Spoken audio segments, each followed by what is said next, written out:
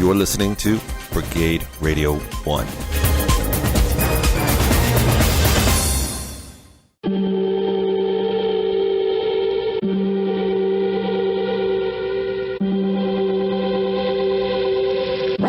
Welcome to the Antisocial Show. They're coming. They're coming. They're coming. They're coming to get you.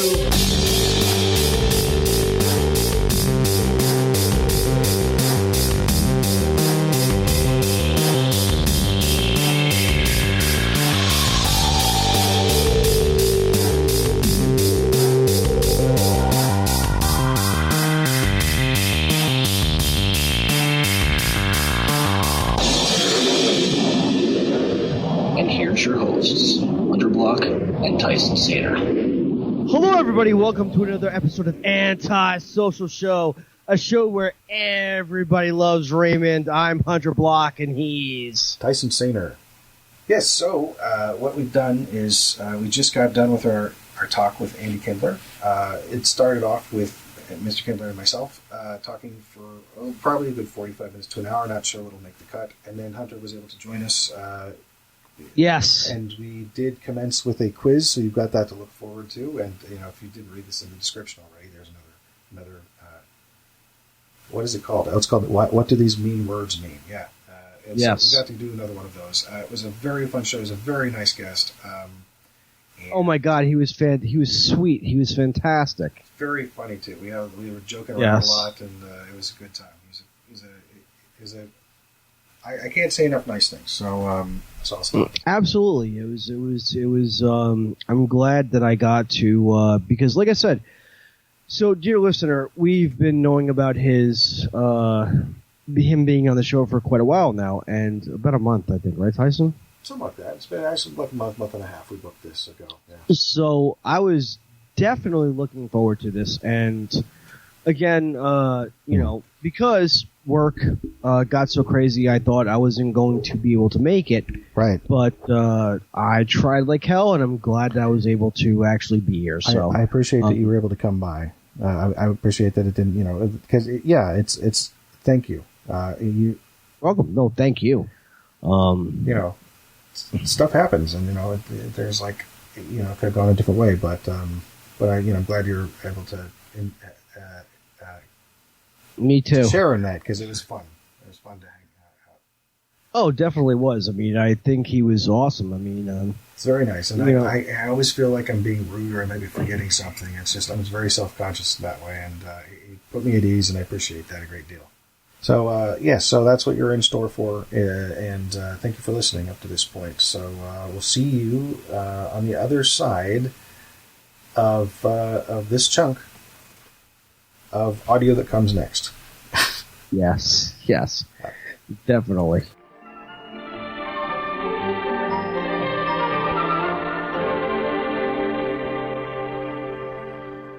Hello, thank you for being here, sir. Sorry, it took me. I was getting panicky. Can you see me? I cannot see you. I can see. Okay, what do I do? Showing, all right, let's see. Oh, I don't know. Let's see. Okay, wait a second. There's a thing that looks like a square with one ear. There it is. There it is. Okay.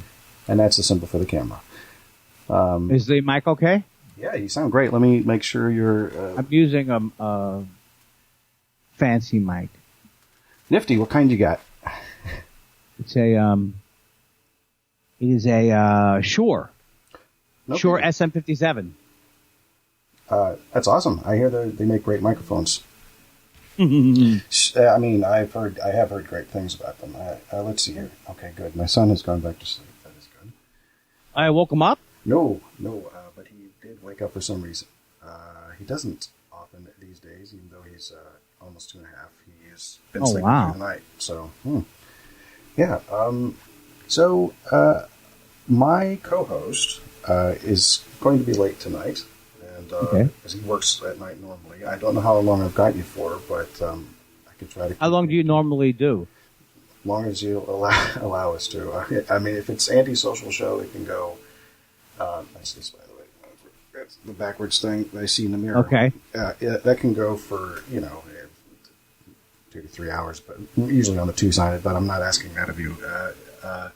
And if it's Succotash, which I also do episodes of now, you've met Mark Hirsch on before.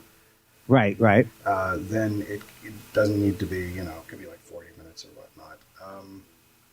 I would go with the shorter. I would go with like an hour. Whatever let's say you have me for an hour. Okay. No problem. That'd be fantastic. So you could do whatever you want in that hour. If my co-host Hunter shows up, I have a game that we've created for you guys to play. Cool.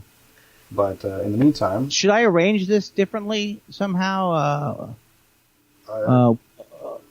It's grid view, or what should I do? Content view. Try grid view. See what that does. Yeah. Yeah, that's better for me because I don't see myself as much then. See, I'm sharing my screen with you, so if I turn that off, then you will see what you should be. You would see something different. I see you. I can see you. Only me. Yeah, and I can still see. I can see me up in the corner like I was before, and then you can see me full screen. You full screen. Yeah, that's pretty much what it looks like when Hunter and I do a show together. Is very exciting. Isn't it? Except there's it's better when you go to that view because I'll keep looking at myself, and then there's a delay. I hear what you're saying. What could also happen is that when he comes in, this is kind of backwards to me, but over here there'll be, I can't point with my finger disappearing. To the side of you, there will be he'll pop up, and then I will likely take the window and place us in the middle somewhere, but not right now. I see. That looks like I'm going out of your forehead. We don't want that. No. Although it's great for a listening audience. I can't talk to you in this view. Oh no! Somehow you degrid viewed me on your own. I uncoupled from the grid somehow? No, maybe I did it because you maybe can't control how I see it, right? It's likely I can't. No, because you're seeing it how I'm seeing it because I'm sharing my screen with you. Okay, that's good for me.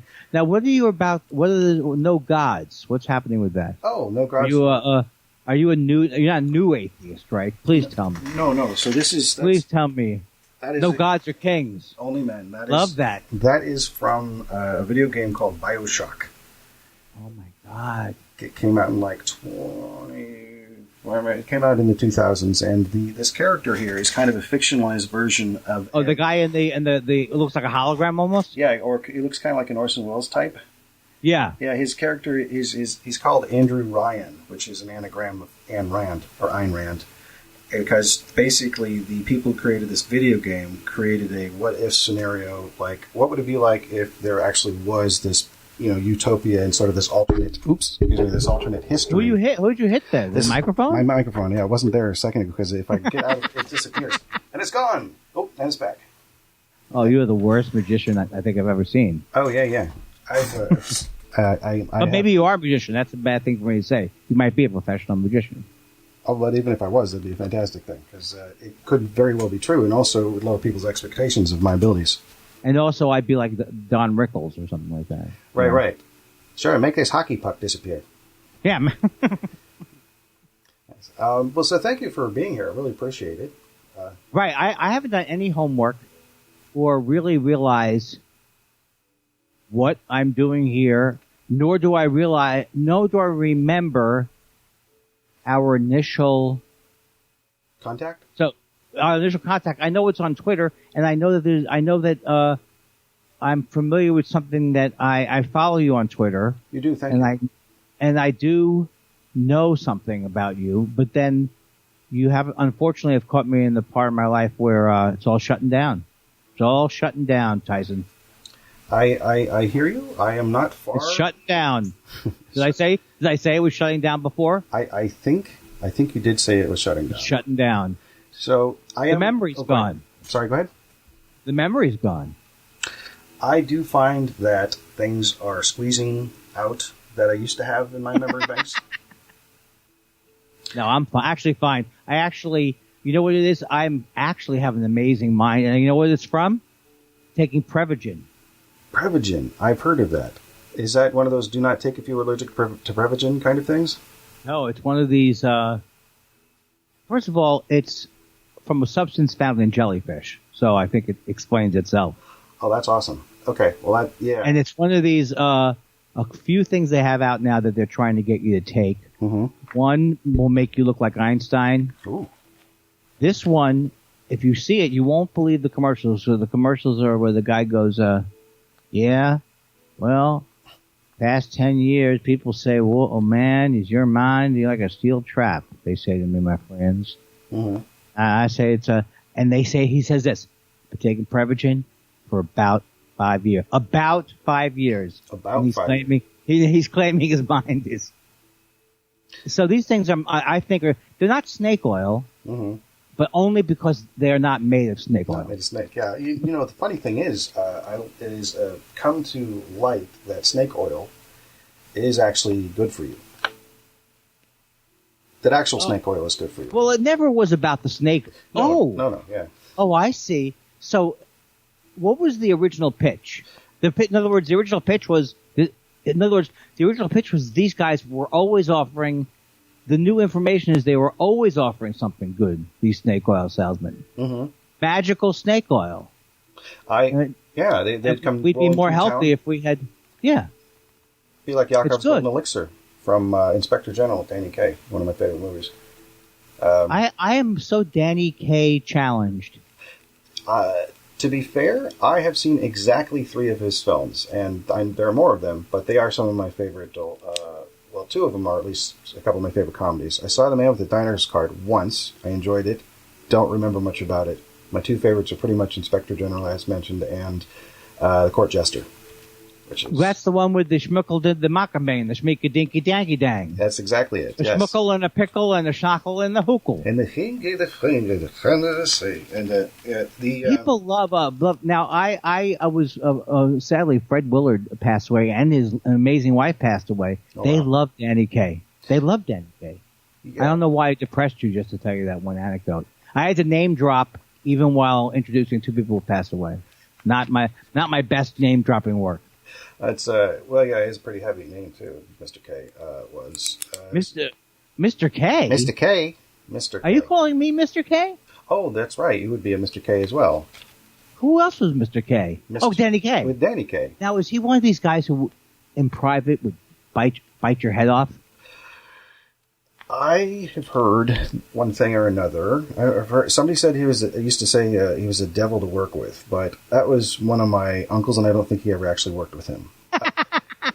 Because he wasn't in show business, for one thing. That's what I figured. I wasn't going to say that, but then the way you said it made it sound like it wasn't. Right. It's hard to say. Well, he had this. There was a great story that Gilbert Gottfried tells that I will not tell, but it has to do with Danny Kaye and Sir Laurence Olivier. And I think Danny Kaye played a joke on Olivier at an airport involving a strip search of some sort. And that's all I want. And that's the actual story. That's pretty good. I mean, that is some excellent stuff. Yeah. And of course, because it's Gilbert, he always starts the story off with "I heard," and then he continues it. He had some great "I heard" stories. It's a good podcast. His podcast is. Wait, now what is that? That's not Succotash. No, that is Gilbert Gottfried's amazing colossal podcast. That's what that is. Now, how many podcasts do you have? Personally, I have. Are you a podcast mogul? Oh, that'd be something, wouldn't it? Yeah, that would be good. Well, who knows? There's time. Let's see. So I have currently...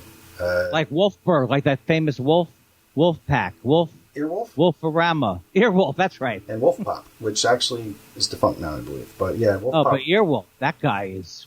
You see, he's got Jaguars and, expensive Rolexes, Scott. Oh yeah, absolutely. Rolls down the street with the window. I'm Scott Ackerman, bitches, I believe is what he says. Yeah, that's right. Mm-hmm. That's exactly what he says, which I think is awful. It can be. Yeah. Especially with the Doppler effect, because if he goes by too quick, you hear, and it sounds... The Doppler effect was a band I was in the early 90s. I was in after Sig Alert. Very cool. Electric violin? After Sig Alert broke up, I got involved with the, I already forgot. See, this is the mind. I forgot the other reference. Oh, I just realized that I'm too dumb to realize that Sig Alert is another reference tagging up on the Doppler effect. I can't believe you. It's not really the same category, but I thought you'd get it. Yeah, you took a chance. You threw it out there. I didn't get it. I'm sorry, but I'm sure somebody would. If you go into an AM radio station, which you shouldn't go into, but let's say you were in there and you said, hey, can you ask the traffic guy what a Sig Alert is? They'll throw you out of the thing. They're sick of it. You're sick of it. That was something that was interesting to AM radio in 1987. AM radio. And do you know what it is? Let's see. You started in 1987. What was the Sigler something? You started in it? I started in it. I think I think it says something that you've been active since 1987. I don't know if that's true, but since you said 1987. That's what they say at the retirement home. He's very active now. Ever since That's what they 87. say. 87. No, anything you read about me is probably untrue. I forgot again what we were talking about. I think I'm not doing a bit so much as not doing anything. Can I tell you a little something about? Sure. Okay, so my first exposure to you in time in history, or your first. Now, are you exposure to me. recording now? You're not even recording. Oh, I am. We are. Yes. Okay. I figured. I hope. You can use anything that I say, unless it's something horrible. If I say I would like to kill Eddie T. Smith, and I'm going to do it, Eddie T. Smith III. I'm going to do it. I'm doing it later tonight after this, and I don't know if I can curse. Can I? I'm going to kill him. I'm going to fucking kill him. Right now, somewhere after this podcast. Get it right. Eddie T. Smith. Eddie T. Smith. Eddie the T. Smith, third. Your days are numbered, sir. Is something that we would never say because we would. Does he listen to the recording of your show? I didn't know that. It is possible that he might somewhere out there, And it was. He's probably he's not right now, but if he's listening, it is technically right now for him as well as us. It's just a different right now. It's a then. Every time you say right now, I think of the song Right Now, which probably nobody even knows anymore. Who's that by? Right Now by the Youngbloods. Come on, people now. Oh. I'm putting some mustard on the hot dog. Smile on each other. That's not the way I really sing. So don't even get the everybody get together. You can't really sing that song without making it sound funny, but that was a song that I loved as a young child. It is a good song. I always thought it was called Get Together, I think. Yeah, I think you're right. I think you're absolutely right. I'm often wrong about song names. It's not called Right Now? Wow. I mean, it could be just, It's not called She Loves You, Ooh, Ooh, Ooh, like I heard it in Peggy Sue Got Married? Apparently not. Or like, Girl, You Know It's True, Ooh, Ooh, Ooh, which always kind of bugged me. But there was... Is that the infamous guys who got fired? Yes. Who are they? It was Milli Vanilli. Yeah, here we go. Girl, you know it's true. Mm-hmm. I could be like you. Blue. Your shoe. That's the way they practice it. They never actually, of course, they never sang. Mm-hmm. So it was all robots. And then they would just And it comes rhyme. in with the ooh, ooh, ooh, because there was nothing that rhymed that they could put in there otherwise. But they did have the shoulder moves, which were pretty cool when they did it. I don't know. It's that must be so embarrassing in retrospect. Oh yeah, there's a great story about it. Like for both Milli and Vanilli. The one who's still alive talks about it at great length and how they were basically swindled out of their careers and sort of sandbagged by the record company and another producer. His name is Fab Morvan, and he he doesn't have a podcast yet, but if you put that into YouTube, you can find some good stuff on him saying exactly what went wrong during that period of time. Wow. So was he actually a singer then? He was actually a singer, probably. They both were. So they got railroaded into some kind of... Completely. Yeah. I didn't know that until, many years later. And that's, and of course I just remember how many Milli Vanilli jokes there were, plus like Ishtar jokes that were pretty unfair. I never saw Ishtar, but I've heard Ishtar's funny. It is quite funny. And especially the opening scenes, I've been told. That's I don't know if it was me, because that's exactly the stuff. Like when it comes on, and it's them at the piano. You're hearing audio of them working on music, Hoffman and Beatty, and it is some of the funniest, giggle-inducing stuff for me. Are they bad on purpose, or they're not bad? Actually? Yes, and what a talent it was for Paul Williams to do the songs and write what he called bad songs on purpose, for them to then pretend like that they were going to write and were writing. But I love Paul Williams so much. He's some people say he's over, but I say he's only just begun. Yeah, I'm sorry. You seem like you had that one loaded up. That's what it sounded like to me. Was it the sudden change of expression on my face that said, "Oh, I had a thought"? That's what happened. Now, Tyson, of the podcasts that you have, how many have we done so far? You and I. Could you use this in any of the current podcasts that you told me about because you contacted me and said you want to be on this thing. Yeah. And then all of a sudden you started to go, which one you want? Yeah. You want raspberry lemon? Mm-hmm. You want grape? Or do you want to be waterboarded? And I thought that was a joke. Mm. I don't want to be waterboarded, Tyson. That's a terrible show. Clearly It's a terrible podcast. Oh, yeah. Doesn't even make a good YouTube video. Oh, wait. No, that was a feeding tube. Never mind. But someone was waterboarded, right? Like, what's his face was waterboarded? Hitchens, he gave someone told me Hitchens said he was going to get waterboarded, and then he gave up on it or something. Ah, gosh, I hadn't heard that. No, but yes, and I hadn't heard that. Was that your improv? I mean, it's just, Did you say yes and, or just yes happened to be? Yes, and I hadn't heard that. I have actually trained in improv, not, I haven't performed in years, but Me yeah. too. Just say anything, anything, and I'll make it funny. Anything. Anything. What do you mean? What do you mean? What do you mean? In the bathroom? Good night, everybody. In the bathroom? Actually, it should be ass cat. That's Is ass cat one of the polar things? Amy Poehler? Yes. UCB? Oh. Is it UCB God, joint? yes. Is it a UCB joint? It very much is, yeah. When you said Ass polar, cat. I literally had the word like Bipolar. north and south, yeah. Like Polar Express in my head. So in my head, I was going through all the pictures of what that could possibly mean. And then when you said Amy, yeah, of course that's fine. Right, so it would be like a sketch. You would be the comic. I would be the comic for, I forget what the rest of the goings on were on Ass Cat. It's they do heralds, I believe, on that, or a herald, or I'm not really sure how the herald organism actually breaks down. I mean, I understand. I don't even know. It's one of those references I know about to make fun of. Oh, you're in improv? Oh. You do heralds? You do heralds? Yeah, it's a long form improv scene where people kind of come and go, and I'm sorry, I had to do that. Are you okay? Yeah. Are you all right? Oh, yeah. How long were we both out for? I've got there are no clocks in this room. Oh my! Are you in an escape room? Because a lot of people say that my act to them is very much like an escape room. You want to get away from it. Mm-hmm. But you're so desperate that you start to lose your ability to think clearly because you hate it so much, and that's how I get you. That's how I get you. I like the idea. Who was that guy we hated? Find him. Find him. Go after him. I do like the idea of an escape room. I like the idea of a really pleasant escape room that's probably called, like, Escape the Pina Colada Song Room. And that's all I got on that one. Do you like the Suicide Song?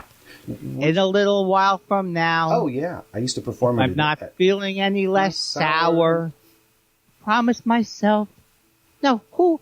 Did he die from suicide? I don't know. Gilbert O'Sullivan was his name. Yes. Was that his real name? Did he literally have the name of two famous composers in one name? You know what? He could be one of those people, like, your whole life you thought it was a bit. The bit might be his name. Well, it's true. I mean, my name's Tyson Sainer. I can't help that. That's not your name. It really is, yeah. And you know what? I thought, as soon as you said that, I thought, that is his real name. But before that, I would think it wasn't your real name. I would think it'd be like, your chicken is even better and saner. Mm-hmm. I'm like Tyson Chicken, but I'm more real. That's a good point. Another question. Tyson is a weird first name. Is that a birth name? It really is, yeah. No, you just said that to me. How many times do you think you need to say it to me before I can? I think I'm stupid, and my dad reinforced this with me. He's passed now. My condolences. But he was very bright, and he didn't mean to, but he was so bright that he made me feel stupid. But now I think, you know what? He was onto something. Oh, his screen is. Is your friend? Has your assistant gotten here? Not assistant. Has your other? That's a good question. He has. Go He has. Sorry, I didn't mean. I don't know why that didn't mean to sound like a snarl, but as I was. No, it was not a snarl. It was not at all. It sounded like you sound very. You're very gracious. You have a certain vim, and you have a certain vitality. I love the word vim. No, well, vim you prefer over vigor. It depends if it's balsamic vigor. Look, Let me get this out of the way right now, Tyson. I love puns. Oh, thank God. But I don't want you to think that the time I've put in now is not time, has to be time towards the hour game show. Tell me the three shows. Give me the three shows I'm doing that I might be doing. Okay, so there's... Why can't it be just this show? Andy Kindler and Tyson Saner. Well, you could totally do that. There's no reason why it couldn't be. Technically. But you don't have a show like that. No, so I do have one. Okay, so there's Antisocial Show, which is this one that I host with Hunter. We've been doing it actually since October of 2016. I know Thought Spiral started. Oh my God, that's a long time. Yes, but I think that's where I've heard of you first, maybe, right? Maybe. I don't know. Okay. It's possible that before I started Antisocial Show as a host, I was helping out Mark Hershon by sending him clips, and I've been doing that since 2012, I want to say. So why do you want to say it, but then you did say it? See, when people say first of all, I want you to know I'm playing a character this whole time, kind of. 2013. That's why. But I am playing a character a little bit. Oh, I understand. I'm giving you the business. No, but it could be Tyson. You can't tell. You're very poker faced. Thank you. Right? So you could be having so much contempt right now. I don't know. You could be filled with contempt. It could be coming out of the headphones. But you seem as if you're having a nice time. This is fine with you that I seem to be breaking in. My podcast, the thing I like about working with you is that my podcast partner, he can't stand that I won't let him get a word in edgewise, that I cut him off, that I don't listen. He expects when he says something that I know what it was, Tyson F. Saner. Wow. How's that for Wait, are you playing piano music or is that in my head? That is actually, okay, so the living room is... Well, this is a fake backdrop, right? It is, yeah. But I think of you in some kind of a cathedral. Thank you. So there is actually a green screen behind me, but this is something that comes with Skype for free. Without a green screen. Like you could... You're killing me. Now you're killing me. You're telling me that Skype, if you join today, or join now, we will include something that isn't real. It's not real that you can use. Right. That we probably ripped off of the Saks Fifth Avenue. That's not the name of that cathedral. That's not the name of the Saks Fifth Avenue Cathedral. St. Pat's? That's what I meant. Okay, cool. You're a Christian, so you know. Right. You're so lucky you would never be mistaken for a Jew. What? Siri. Hey, Siri. That was my, I don't know. Normally, I said good question. I don't know what I said. Because normally I have to say, okay, in order for it to hear me. And then, but okay. I say that and then I say Google. No, why do you say okay? That triggers it? Oh, yeah. Okay, well, Google. I say that, yeah. And I'm so excited because I want your Google. Why can't your Google hear me? And why do I want it so bad? Because this goes directly into I know. Well, if I have a question like, hey, Google.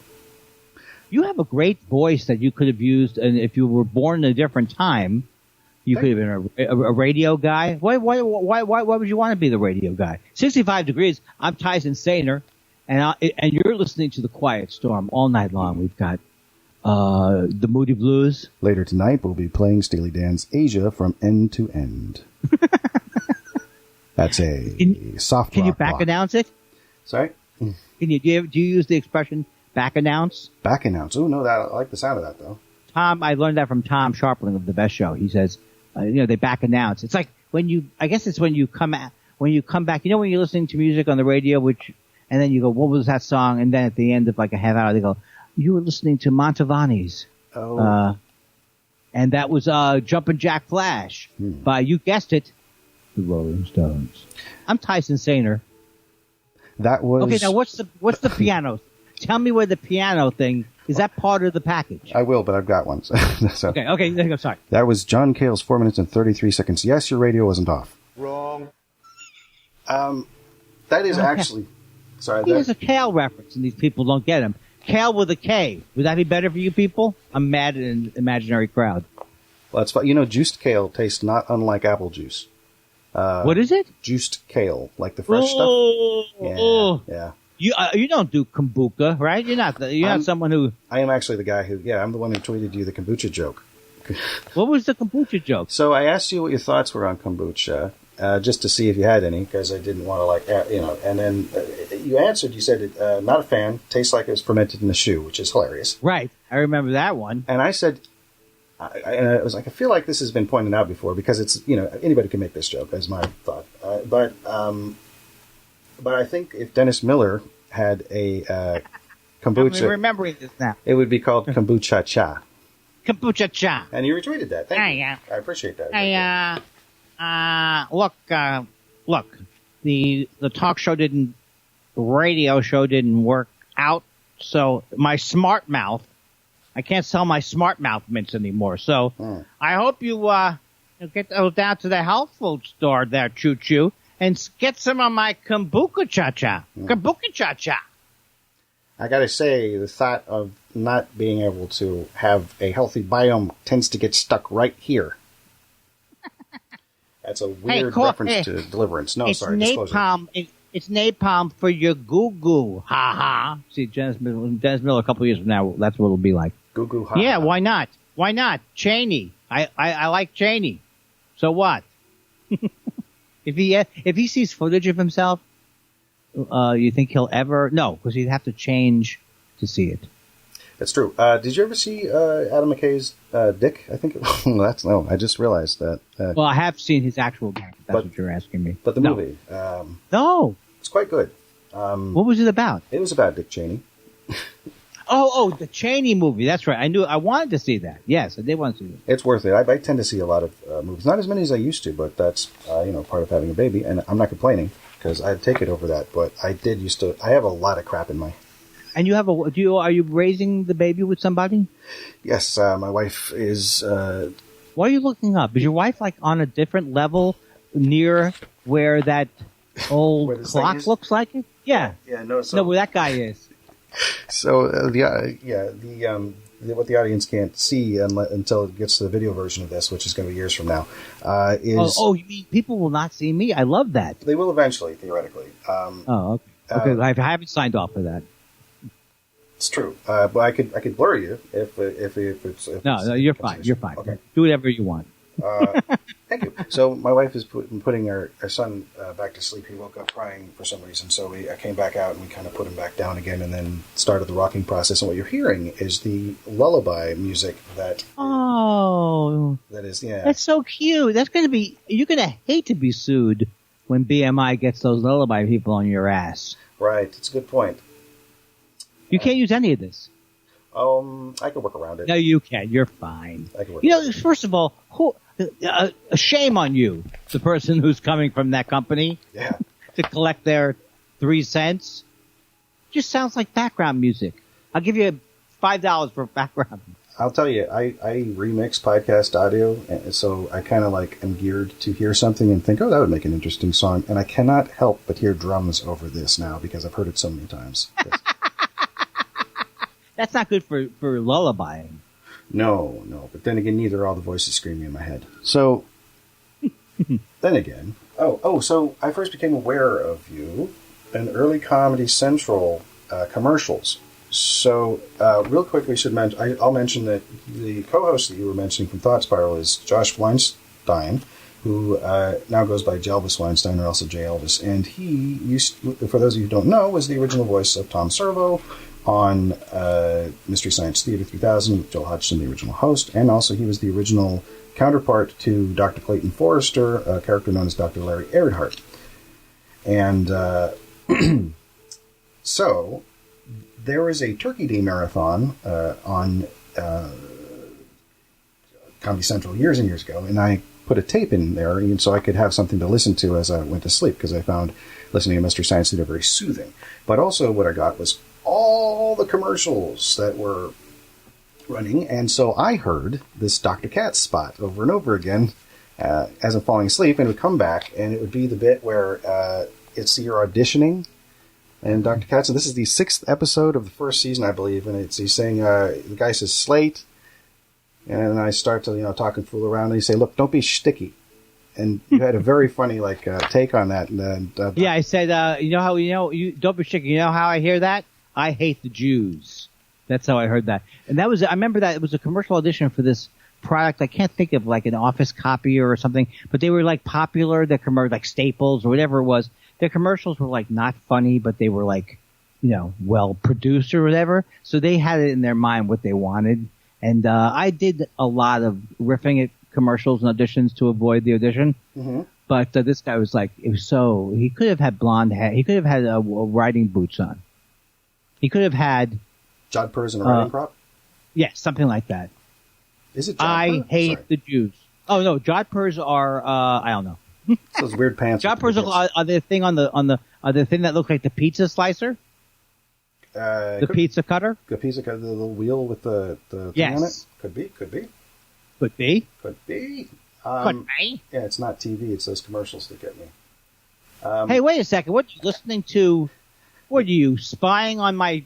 I'm the only person who would have a podcast, and that would be suspicious when someone would quote something from it. What's your game, buddy? I know your show that you're on. Oh, that's how you know your career's not going well. Yeah, so I'm fairly current with Thought Spiral in that I have definitely listened to the last... okay, sorry, a message from my wife coming in about the status of my baby sleeping. You're such a great dad. Well, thank you. My parents left me with a bowl of water for 14 years and dry food. Oh, gosh. Yeah. Think of me. Exactly. The upside of that is that you became inured to Ebola. Oh, a bowl of water. Oh, that's terrible. No, I like it. Ebola, what if who is it? Okay, I almost was going to launch into a Seinfeld. Nobody wants that. Who are these people? So I've been listening mostly to the. This is kind of messed up. So when I became aware, we got you on the Dr. Katz. We got the Dr. Katz promos. I thought you were going to talk about the commercials I did for Comedy Central. I did a series of commercials. They were like sold the stars to the Maps homes, and so yes, because I'm such a narcissist, I'm like, oh, I'm sure he's going to bring up the classic Andy Kindler Comedy Central spots, as if anybody remembers me except me, and I'm losing some of the memory. Well, you did also say in the same episode that something about your target audience being men who of your age who are you.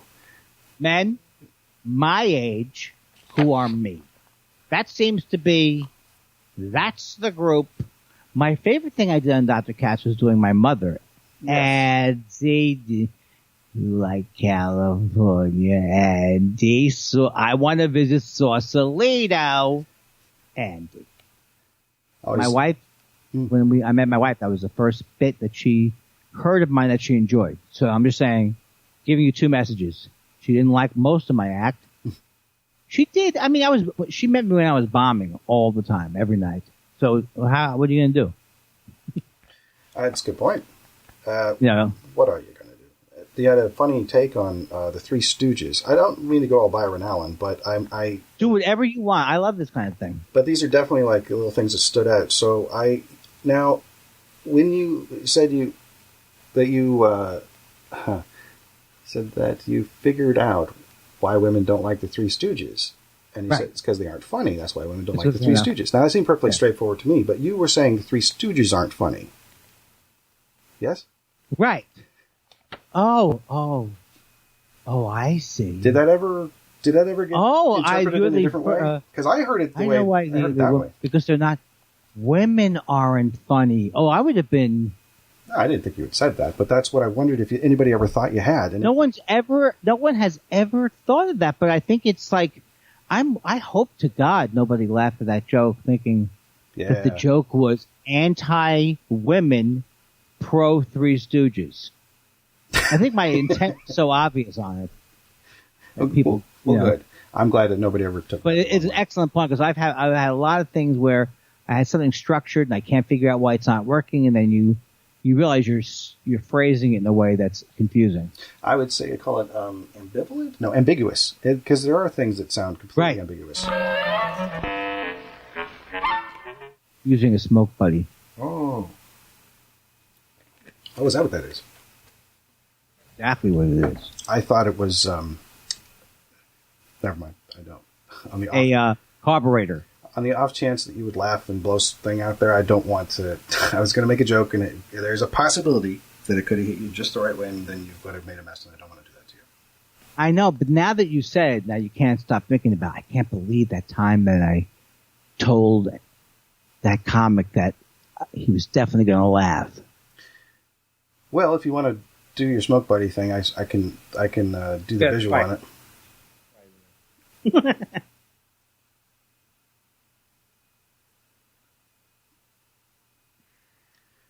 Oh, see, I thought it was a thing that calls mute ducks.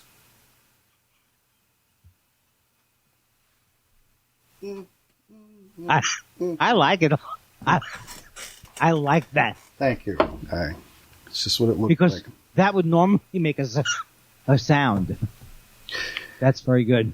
Yeah. I appreciate that. The judges would have been happy with that. That would have won. That would have been sufficient on wait, don't tell me about the thing. Wait, don't wait.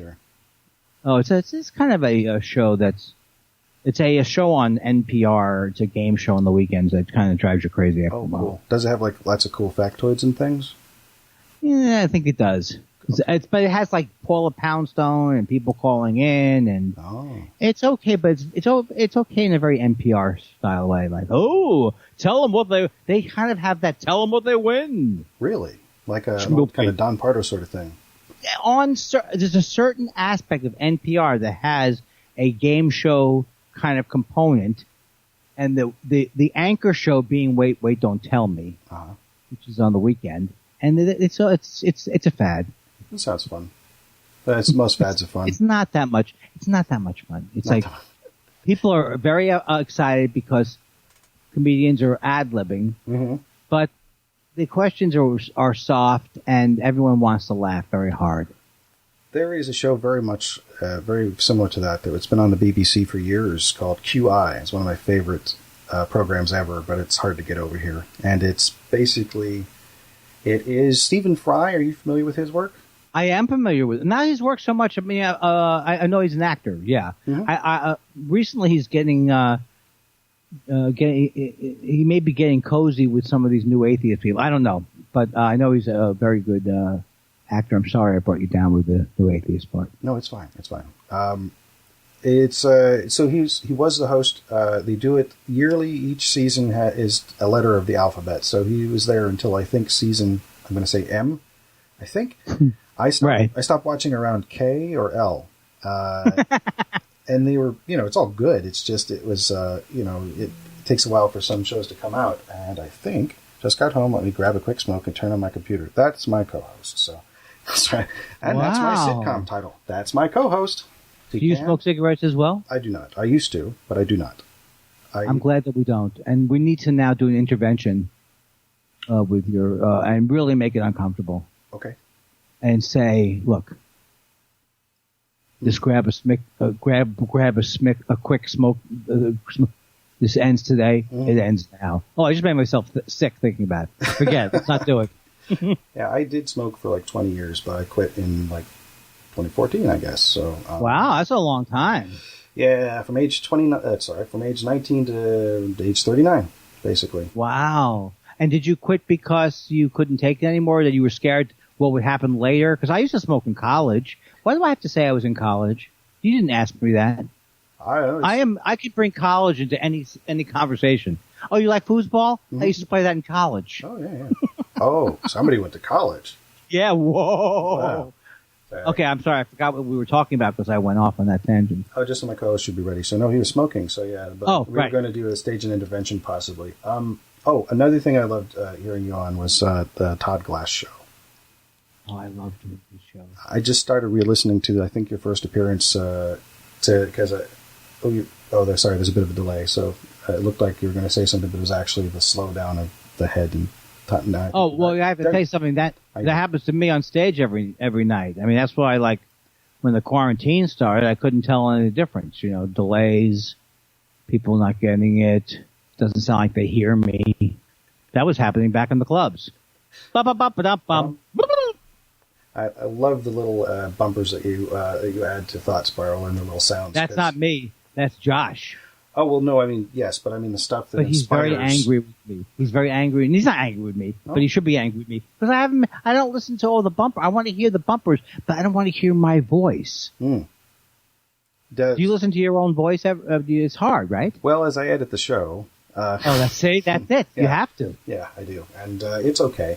I've gotten used to it. I also have a show on YouTube where I play video games, so I have to edit that as well. So I have to look at myself at the same time as hearing myself, so it's even worse. Now, we are from different generations, and we are really from different generations in the sense that I have no experience with video games, and it's not generational, because people my age should have. I'm 64. Mm-hmm. Many people my age do have it, but it never interested me. Mm-hmm. And I think that's a big hole in my life. Well, I was thinking about that, and I think, if you don't mind my saying so, that I know that Mr. Weinstein is a fan of video games. If the two of you, if Thought Spiral or whatever had a Twitch channel, it would do very well. Yeah, but now you're actually talking above my head. Because I know what Twitch is, mm-hmm. but it sounds to me like I'm going to start guessing it's me and Josh, and we're doing the podcast, but people can also hear us eat lunch and like that kind of thing. Don't some of these people get seen 24 hours a day on Twitch? Do I get concerned by seeing people 24 hours? No. I said, don't some people have to be on all the time and people are watching them all the time? Oh, some people do, yeah. Probably not. But mostly, I find most of the people who need to do it all the time are people who aren't well known. So people who are could do it one night a week. Yeah, but you have skills that, like, you probably could sniper somebody, or you could probably, you know what I mean? You have marketable skills from these video games that I don't know. Am I wrong about that? Well, I'm not. I am actually pretty okay at games, but finding sponsorship is it's tricky. Oh, I know what you're saying. But would you say that when you get into a certain category, everybody's at the same kind of level? Or is it like not skateboarding? Is it like whatever, where there's like Tony Hawk? There's like a Tony Hawk. I hear what you're saying. Yeah, there is a. I understand. But with skateboarding, there's a mind body, there's a physicality to it, And right. It's not that there isn't a physicality to that piece of plastic in your hands. There's definitely a reaction time aspect that comes into it. But a person who can't play video games is as entertaining as a person who can. Well, I thought when those I tried like the Wii thing when it first started. I was like, wow, because I used to study martial arts, so I was like, wow, you could get like a Wii thing where you could really feel like you were fighting an opponent. But then it never really took off, right? The Wii did actually remarkably well. It was. That's what I said. Bring it back. Let me finish. Now, I don't have one. But I did have a GameCube, which was the console right before that, and I don't know. I kind of came back into gaming late, but I'll tell you, one of the only reasons why I do the gaming videos is because I don't have time to just play video games. So making a video seems like it's productive, and that's pretty much the only time I can play.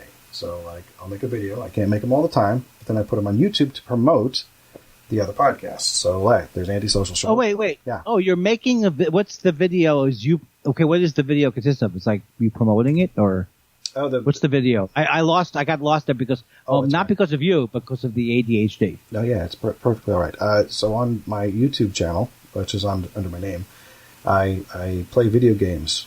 Ah, okay. And other stuff, but you can see me moving. Like usually, I'll be down here in the bottom of the screen, and I'll be talking, and I can, and then where you are, there'll be like game footage happening because I'm. And you've watched people and enjoyed people doing this, right? Yes, a few. There are some who are particularly fun to watch, and they tend to do the best. Like there's a guy named Markiplier who it's basically Multiplier but with Mark on it, and he's pretty funny. It's just, I don't know, he seems really nice and he's compelling, and if he's bad at something, he just lets it happen, and he's pretty energetic. He's kind of found his voice. He's been doing it for, gosh, I don't know, I'm going to say 6 to 8 years or something now. And, it started small for him because nobody knew him, but he's now like one of the most subscribed to YouTubers, like in the millions. Wow. Of subscribers. That's pretty cool. Yeah. I think I feel, because I'm short, I'm 5, as my friend Boris says, my nickname is Senko de Mayo, because I'm 5'5.5". Senko. And I really wanted to be a but yeah, kind of. I want to be a famous athlete because I used to when I was a kid, I used to pretend I was Willie Mays or whatever. Mm-hmm. I had so much invested in becoming an athlete, and I was so quickly passed up by people who were superior athletes. Isn't it weird how that works? Yeah. Yeah. And they were taller and they were faster, and it wasn't just that. It wasn't just that they were taller and faster. They were better. So it's a triple whammy. Yeah. So I'm not sure why I brought that up, but why did I bring that? How did I bring that up? I think we're talking about aptitude in general for things. Right. Partially for video games. When I do my videos, I'm not doing them to show off. It's pretty much just to kind of learn what the games are. And sometimes I'll revisit a game that I used to play before I started recording footage and be like, this is... I see. Yeah. So some retro gaming. Like I'll bring back games from the arcade days. Like I played Shinobi on the other day, which is a side-scrolling ninja game. Basically, I used to pump quarters into back at a laundromat. So I talk about that. Right. Yeah, that's kind of cool. That sounds very cool to me. I'm of that age. I'll buy 7 episodes. I'd like some back end, and I want to get into the Tyson Saner business. Sold. American. Or I appreciate your what's the word? Support. I appreciate your support of. Yeah, and my general love of artistry. I don't know. I start out serious and then I go unserious. Mm-hmm. That's what people want. Yeah, absolutely. You want a back and forth. So I've been listening to Thought Spiral in 2 ways. I said I've been caught up for about the last 12 weeks, and then I went back and started listening from episode 1. So I'm listening to all the new shows, i.e. I'll be listening to tomorrow's show when it comes out. It's one of the ones I listen on the day that it comes out, which is Monday. It's so cool. It's a great show. It's exciting to me. Oh, thank you. I could never say that about the show, and even think about it that much, because it'll jinx me. Oh, to get like getting in your head during a game. Like if you start to go, oh yeah, people like the show. Tyson was talking about it the other night. People are, and Tyson mentioned that he listens when it comes out. I think we are becoming very, very important. I think that we are making a difference, and people resonate with us because, as the Kardashians say, let's make memories. Let's make they memories. Can't stop saying that. Really? Let's make memories. They actually say that. We're watching the last. Me and the wife. We can't stop watching them, and they keep not delivering. It's funny. So they're in their last year now, and then all they're talking about is, I can't believe it's the last year. It's the last year. They're really in their last year of keeping up with the Kardashians? Yeah, they've had 20 years of it. That's funny. God, has it been 20 years? Yeah. Holy crap. I'll never forget where I wasn't when I didn't listen to the thing back then. Right. But now I'm obsessed by it, but not really because it's a terrible show. But my wife and I, we like to watch garbage shows like, Housewives, and they're not garbage shows. That's the wrong way to put it. They're campy. Used to watch a lot of Food Channel shows. Yeah, but I don't like the competition. That's the thing. Why the competitions all the time? Why I don't want to see someone make a Welsh rabbit fast. I don't know, because it's funny that you say that, because Chopped, very popular. There's definitely a competition, but there's a show called Iron Chef that probably really. Oh, I've heard. Yeah, everyone loved that one. Like the original Iron Chef, because don't get me wrong, the American Iron Chef also good, but the original Iron Chef is transcendent. When you say "don't get me wrong," I want to get you wrong. There is a game that you might enjoy trying to figure out. That sounded really condescending, but it wasn't meant to. It's not like a skill-based game. That also you don't sound condescending. You don't sound condescending. I can tell you that as a person who my father was very smart, but then he made me feel like I wasn't smart. He didn't do it on purpose, but he came out condescending. You're not condescending at all. Okay. You should never worry about that. Are you familiar? Unless you start mansplaining. Oh, sorry. Yeah. Well, I barely manscape.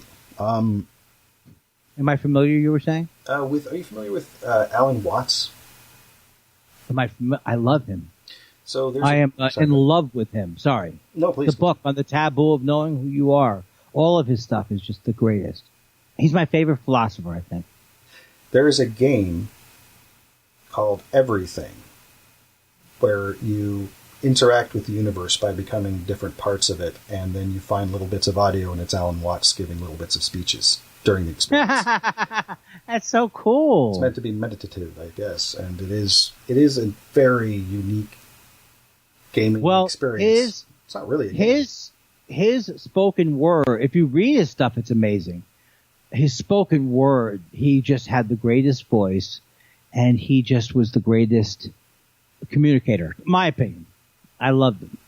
I enjoy hearing the stuff that he was saying, and there was definitely a Alan Watts book on the bookshelf in the house where I was growing up, but I didn't pull that one out to look at. I pulled out the Carlos Castaneda and the William S. Burroughs.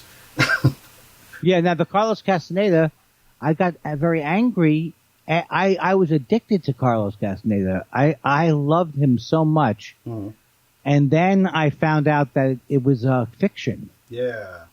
And so then I got very, very mad. But in retrospect, I am kind of glad now that when I read them that I was fooled, because I really enjoyed the way they were written. They were written very well. And had I known they were phony going in, I wouldn't have read them. I hear you. Yeah, that was disappointing for me to find out later as well. I don't know that I read all of them, but I read most of them. I think there were 6 of the main ones. That sounds right to me. It's like Tales of Power was in there. There's the Ballad of Don Juan. Don Juan. There was Saints Above Us. No, that's not what it is. The Eagle's Gift, I think, was the last one. Yes. And I was such a huge fan. I would wait till it came out, and I mean, I couldn't wait till it came out and all that kind of thing. And then, he was. There's a podcast about him. He was it's fascinating, the whole thing. I'll have to look into that. Maybe clip it for Succotash. Yeah, I've definitely clipped Thought Spiral for Succotash at least once. You'll hear from our lawyers. Goldstein and Goldstein. Or what was the one that Weinstein said? It was Dewey, Cheatham, and Howe? Oh, or was that the accountants? Yeah. That's an old, almost a Catskills joke. Dewey, Cheatham, and Howe. I love wordplay. I heard that from Mike Rowe, not the Mike Dirty Jobs Mike Rowe, the other Mike. Right. This, by the way, the non-Dirty Jobs Mike Rowe, the writer of Mike Rowe, was a guest on Succotash. Mark Hershon interviewed him on an episode not long ago. Insert information here. And he's, was that to remind you? Yeah, I'm not going to, I do that to like when I actually do look at this footage and then think, oh yeah, I did leave him a note for myself. Who knows? Maybe by that point, because I've talked about it now, I'll just put it in there anyway, and then this won't make any sense. Not that, I mean, who knows? Does this? I mean, we're not trying. I mean, we're not making a novel. We're not making a narrative. No, we're not trying to talk about some really interesting spiritual journeys that never actually happened. But no, so that Alan Watts game, it's not really an Alan Watts game. It is a game that contains his audio, and it is literally about, like, maybe you'll start off the game as a leaf.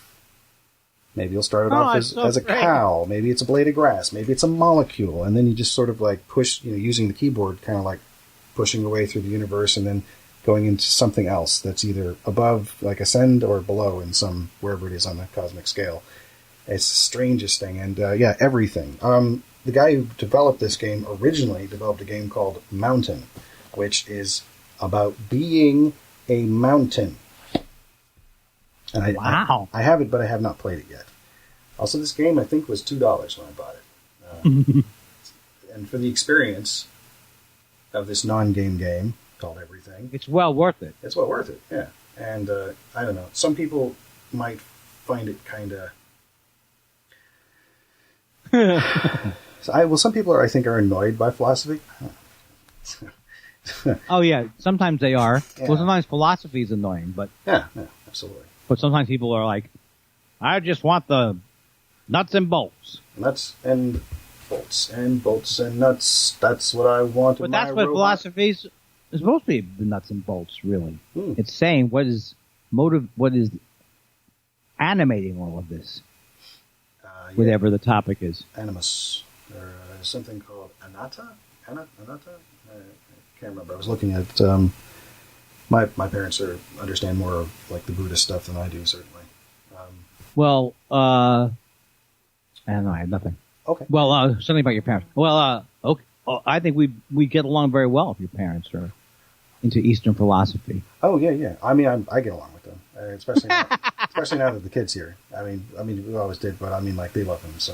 So it looks like my co-host is ready. Are you okay I am. to switch gears violently? Mm-hmm. Oh, thank you, Sure. sir. I'll bring him in.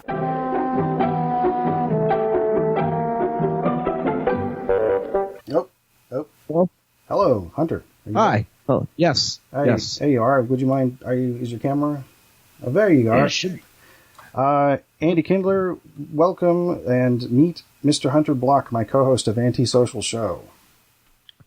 Very nice. But very nice. Wait, is this the show that's going to go 2 or 3 hours from now? No, we can rein it in for you. I rein it in because I will kill all three of us if this show ends at 12:30 a.m. And that doesn't. I'm not trying to ruin the vibe. Well, I appreciate it. Well, just let me know. Yeah, how you're. I toured the country as Andy Social for a couple of years. I was aware that. There was. It was the other one. Didn't you have the traveling? What's it called? Evangelist show as Andy Christ. Yes, I was the Antichrist. That's right. The Antichrist. People took it the wrong way. I said, "Come on, it's a lightweight, jovial." Oh, that reminds me. I sent a question into Thoughts, but it wasn't really a question. I don't know if it came in too late, but I asked about the pound of feathers and the pound of gold. And yes, we did answer it. Oh, awesome! You will hear it coming up because I did not. I guessed wrong on that one because I thought it was a trick question. It sounds like one. It really does. It does sound like a trick question, and then it turns out that it's not. But then I don't even know if any of this whole question thing is going to turn out to be right. So since I'm coming to the party late, Tyson, yes, I want our guest Andy here to forgive my lateness. I'm normally not a sloppy bitch, but things were a little chaotic at work, so I was rushing to get back here. So. Wow, I feel bad that you feel bad. And what is the job that you left? So you can't say it.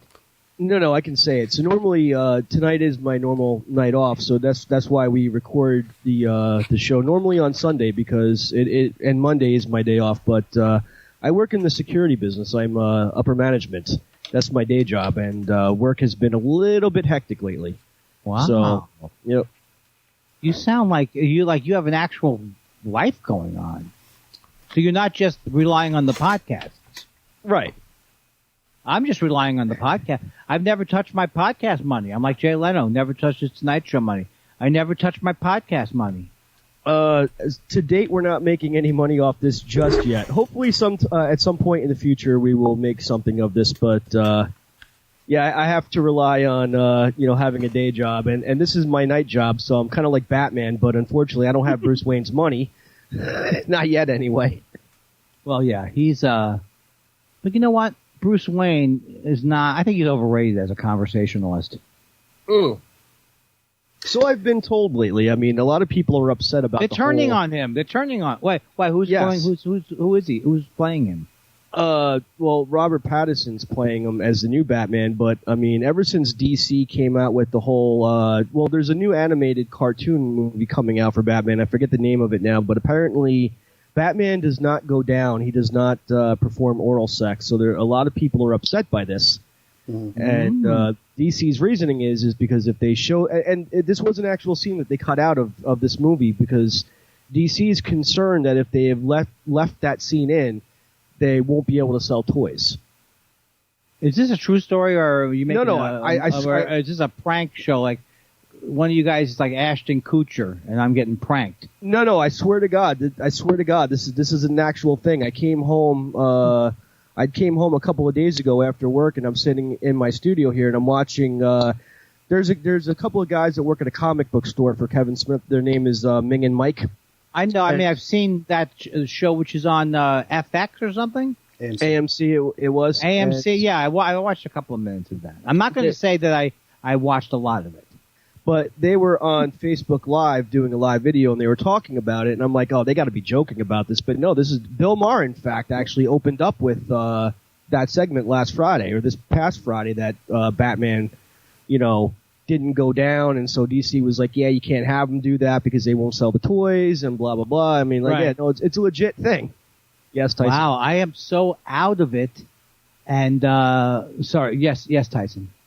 Oh no, this is 100% true. In fact, Zack Snyder's Twitter. This was on Twitter first, is where I heard about it. Zack Snyder, director of the latest DC movies, is a picture, a really well rendered picture of Batman going down on Catwoman, and above it, it just says canon. Yes. Oh, so he's on board apparently. This whole thing is so hard to hear.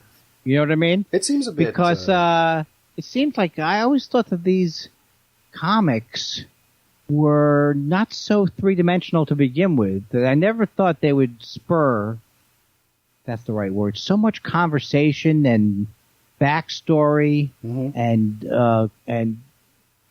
disagreement.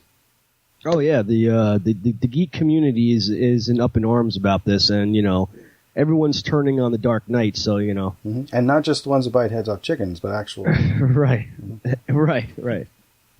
Wait, are you talking about is the Dark? See, here's the thing I'm worried about. That not only I used to be the king of references that nobody gets, but now I'm starting to forget those references. So when I think, is it Alice Cooper who bit off a thing, or is it Ozzy Osbourne who bit off a thing? Ozzy did. Ozzy. Okay, it was one of the two that I've heard. Now Ozzy did it though, I think. Yes.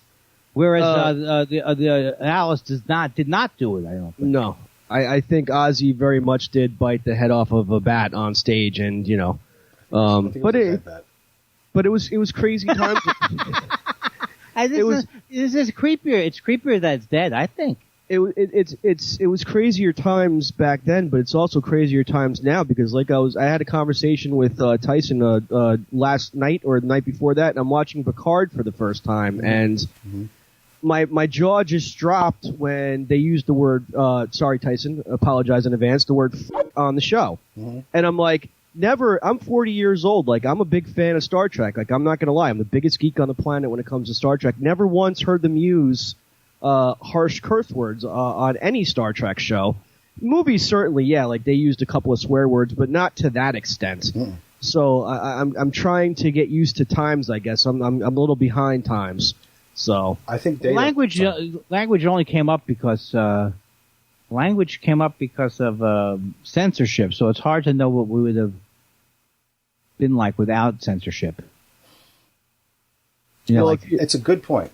If you ever listen to the earlier episodes of this show, I used to swear a lot. Is that true? No, Yes. I'm not familiar with this. I'm very excited to be on this show because I was given a choice of 3, and I didn't quite understand it. But yeah. I can go.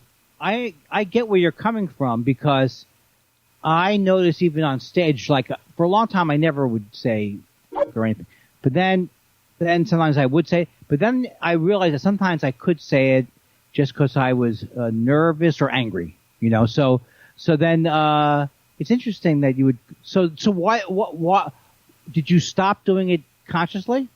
No. What had happened was, so we're on an internet platform, kind of like iTunes, Stitcher, things like that. But one of our bigger platforms that we're home to is BrigadeRadio1.org. And Tyson pointed out that, we would have we don't know who the audience really is per se who listens to that platform or any of those shows. And of course, it's a lot easier to get a bigger audience if we just cut out the swear words. So I do my very best to not curse. But Tyson does allow me up to 4 curses per episode, more or less. I mean, yeah. Well, basically, more or less. It's not quite that. I know that sounds. I always thought it was 4 words. I always thought I could swear up to 4 curse words. Well, the reason is because what happens is when you get on a roll, you start saying the S word over and over again, and then you don't know that you're saying it. And by that time, you've said it like 4 times. And in my head, I'm thinking, I got to put a bleep over each of these, and then I have to say something, because it's like slow down on it because it makes it hard for me to listen to the playback because it interrupts the flow of what I'm listening to. But it's okay. Also, it's not a big deal. It's really not a big deal. Also, too, but to my defense, I usually drink what Sheldon Cooper calls Bible juice on the show, which is wine.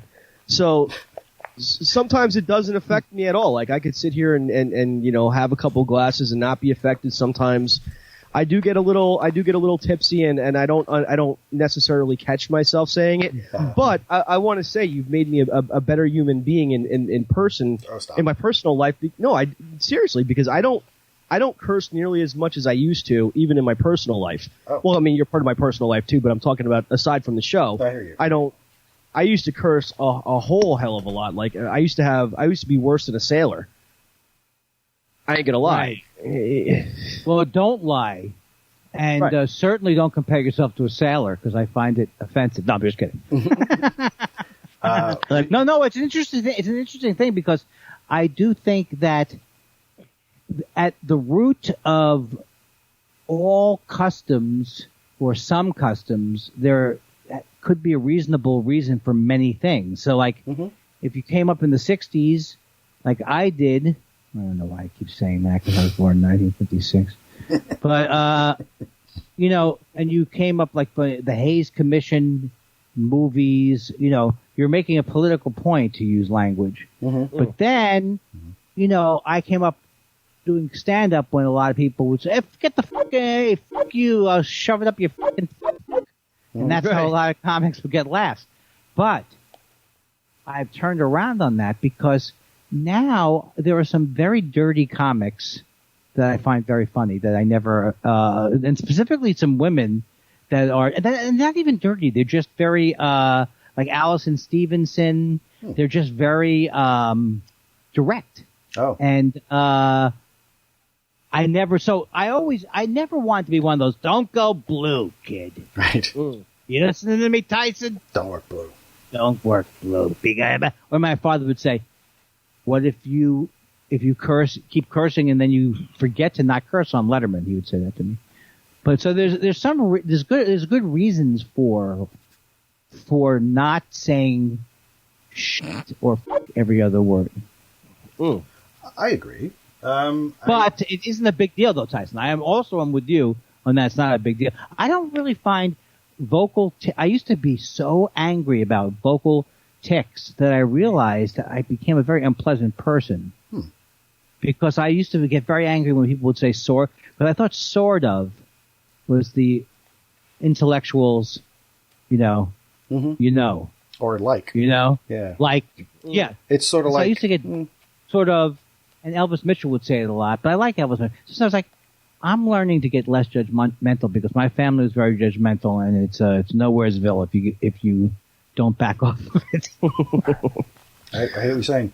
So, as Hunter may have noticed, and anybody else who's actually watching this eventually, I put on my game show jacket. You keep saying eventually. Yeah, you know what though? You keep saying that. I'm actually very upset at my performance and what Tyson's about to bring up because I used to be the effing king of this game, and so much so the fact that I was the damn champion. It was like Hunter Mania all over the place, run wild on you and stuff like that. And I got my ass handed to me, and ever since I got my ass handed to me, it's been like a downward spiral. And next I'm gonna be out there whoring myself for change and be like, oh yeah, $2 knobbies, and I don't want it to come to that, so I have to win in a big bad way, and I have to crush my enemies, see them cower before me, and I have to get the recognition from the women's. To quote Conan. Paraphrase Conan. Right. Lousy paraphrase, but yeah. Conan, what is best in life? Right. Well, are you paraphrasing Conan the Barbarian or Conan O'Brien? You guys, I think, are heavily into the. It's not like you're nerds because nerds. Nobody's I'm a nerd. Yeah, but everyone who likes things is by definition a nerd. Otherwise, I mean, it's become that, right? You know about history, nerd, that kind of thing. Oh yeah. But I think you guys are like Dungeons and Dragons, and you know about Pogs. Or whatever the hell they were. I like the Pogs keep coming up. Behind me on this shelf is a red tube that has those in them from the 90s. Wow. I have every single one I ever bought when I was a kid, so I'm very much a geek. I could be like the long lost, Big Bang Theory member because that's how far I go. Even my wife will tell you, like, I'm the biggest friggin' geek. Wait, you have a wife, then you can't be that nerdy. No, probably. You have a wife. All right, for example, I wanted a flash ring, like What the is flash. that? Oh, Yeah, so I had ordered this thing off Amazon, and it came in, and I put it on, and I'm playing the Flash Gordon theme song from the '80s movie. I'm playing this, and I'm like, every time it said Flash, I'm just like going like this at her face, and she's just looking at me like I'm some kind of weirdo. But yeah, I mean, it is the age of the nerd, So essentially. I mean, is that the Flash or is it Flash Gordon? no, the Flash. Okay. See, Okay, so it's not like Flash. you mean it's the fast guy? The guy's very Yes. fast. So how I got the idea was to play that particular song was they actually on the CW's Flash TV show, they played that song while Barry Allen was running into a black hole. Oh. That's what made it badass. So Oh, and is it actually a black hole? And it was an actual true story? no, it's just in the movie. You know what was a terrible version of the Flash was Flash Bulb.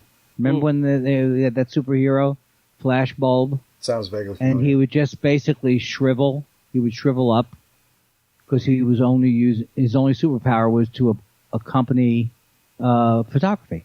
It's to light the sky. Oh, I thought his around superpower revolved around actual flash bulbs, so it was like Jimmy Stewart in Rear Window I'm fending open off to Raymond that. Burr. I'll tell I'm you open what's to that. Let's I'll tell change you- it then. So Raymond I'll tell you what- Burr. played on I'll that tell you. I'll tell you what's sad, and I have to apologize to our audience who, if anyone out there loves the Flash TV show, if you listen to Kevin Smith as much as I do, he directed a few episodes of The Flash, and he said what's kind of sad is the fact that the part where he runs out of the room like lightning, obviously is special effects, but in actual reality, when it's time for him to zoom out the room, he's just walking out the room. And he's in his Flash suit and everything like that, and that's the sad part that he's just. It is he's very just sad. That he's sounds just walking sad. out.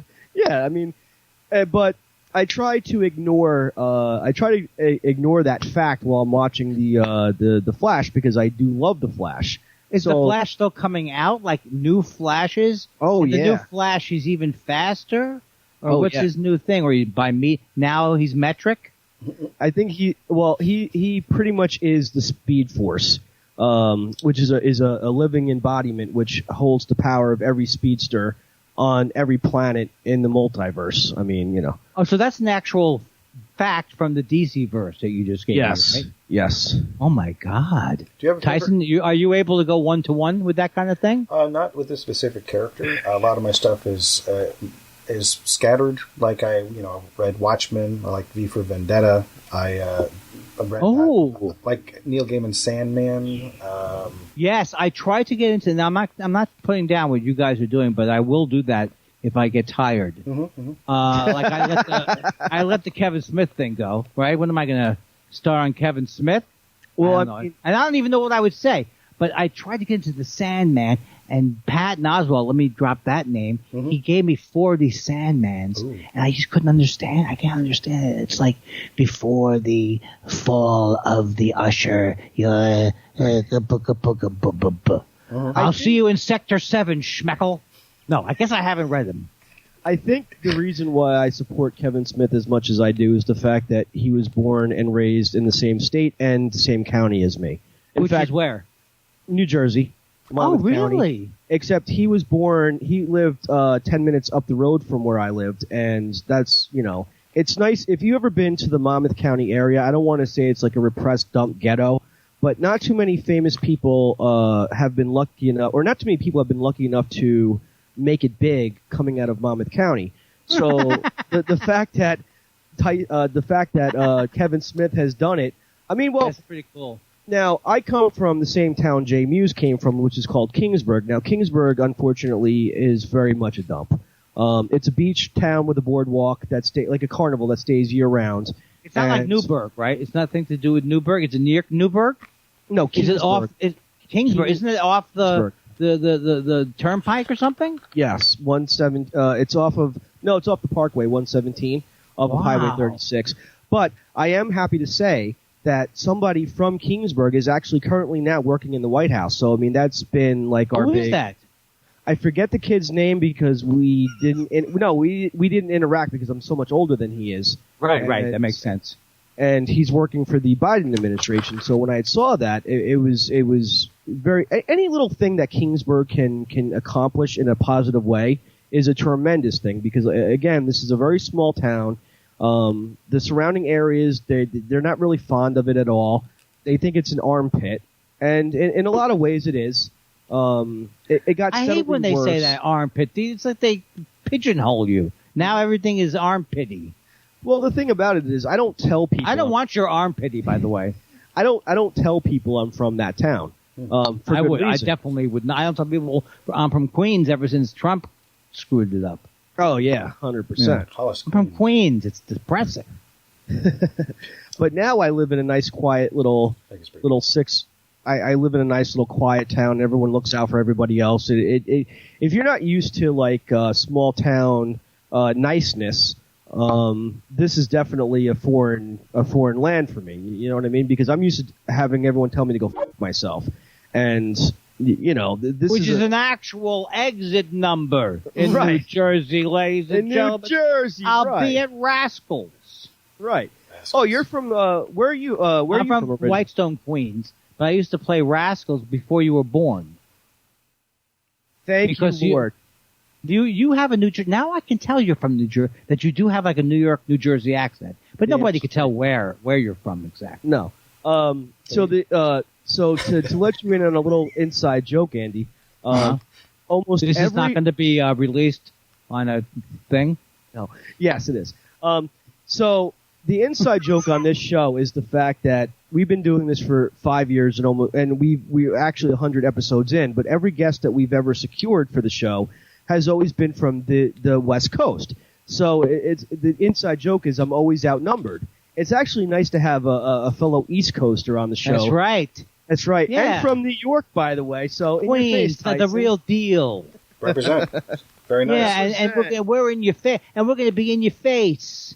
You're going to be in your face, Tyson. Yeah. I got you Trump right here, or something like that. Yeah, that's right. I got you Trump right here. Pull up a rock, sit down, let's have a cup of coffee and talk. Pull up a rock. Pull up a rock, yeah. Pull up a rock. I like that. I like that. Plymouth Rock would land on them. What does that even mean? It's just like throwing in a good Cole Porter reference. Or, that wasn't even a good one, though. I should have thrown in a good one. You know what? Everything you're doing is right. And I'll tell you that. Thank you. It's like, you ever see the Grateful Dead movie? Not the more recent one, which was also very, very good.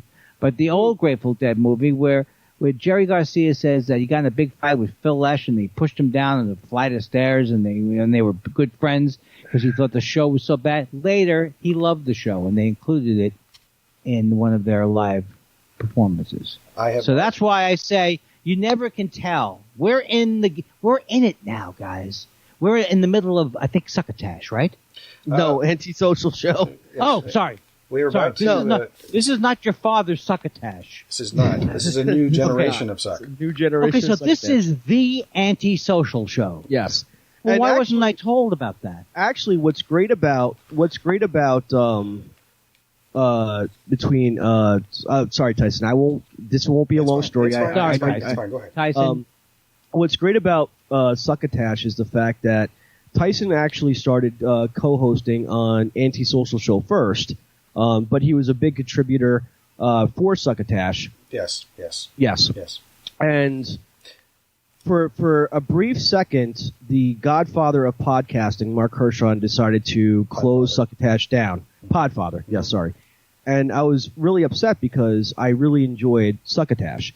So then one night Tyson reached out to me and said, "Hey, listen, I'm going to be the co-host of Succotash." That was the new host of yes, Succotash. Yes. So I was like, you know what, that's awesome because maybe there could be a collaboration between Succotash and Antisocial Show. Did you say collab? You said collab. Collaboration. Collaborate, whatever. I hope it takes off. It's so Northern Jersey. Hey, you get to collaborate.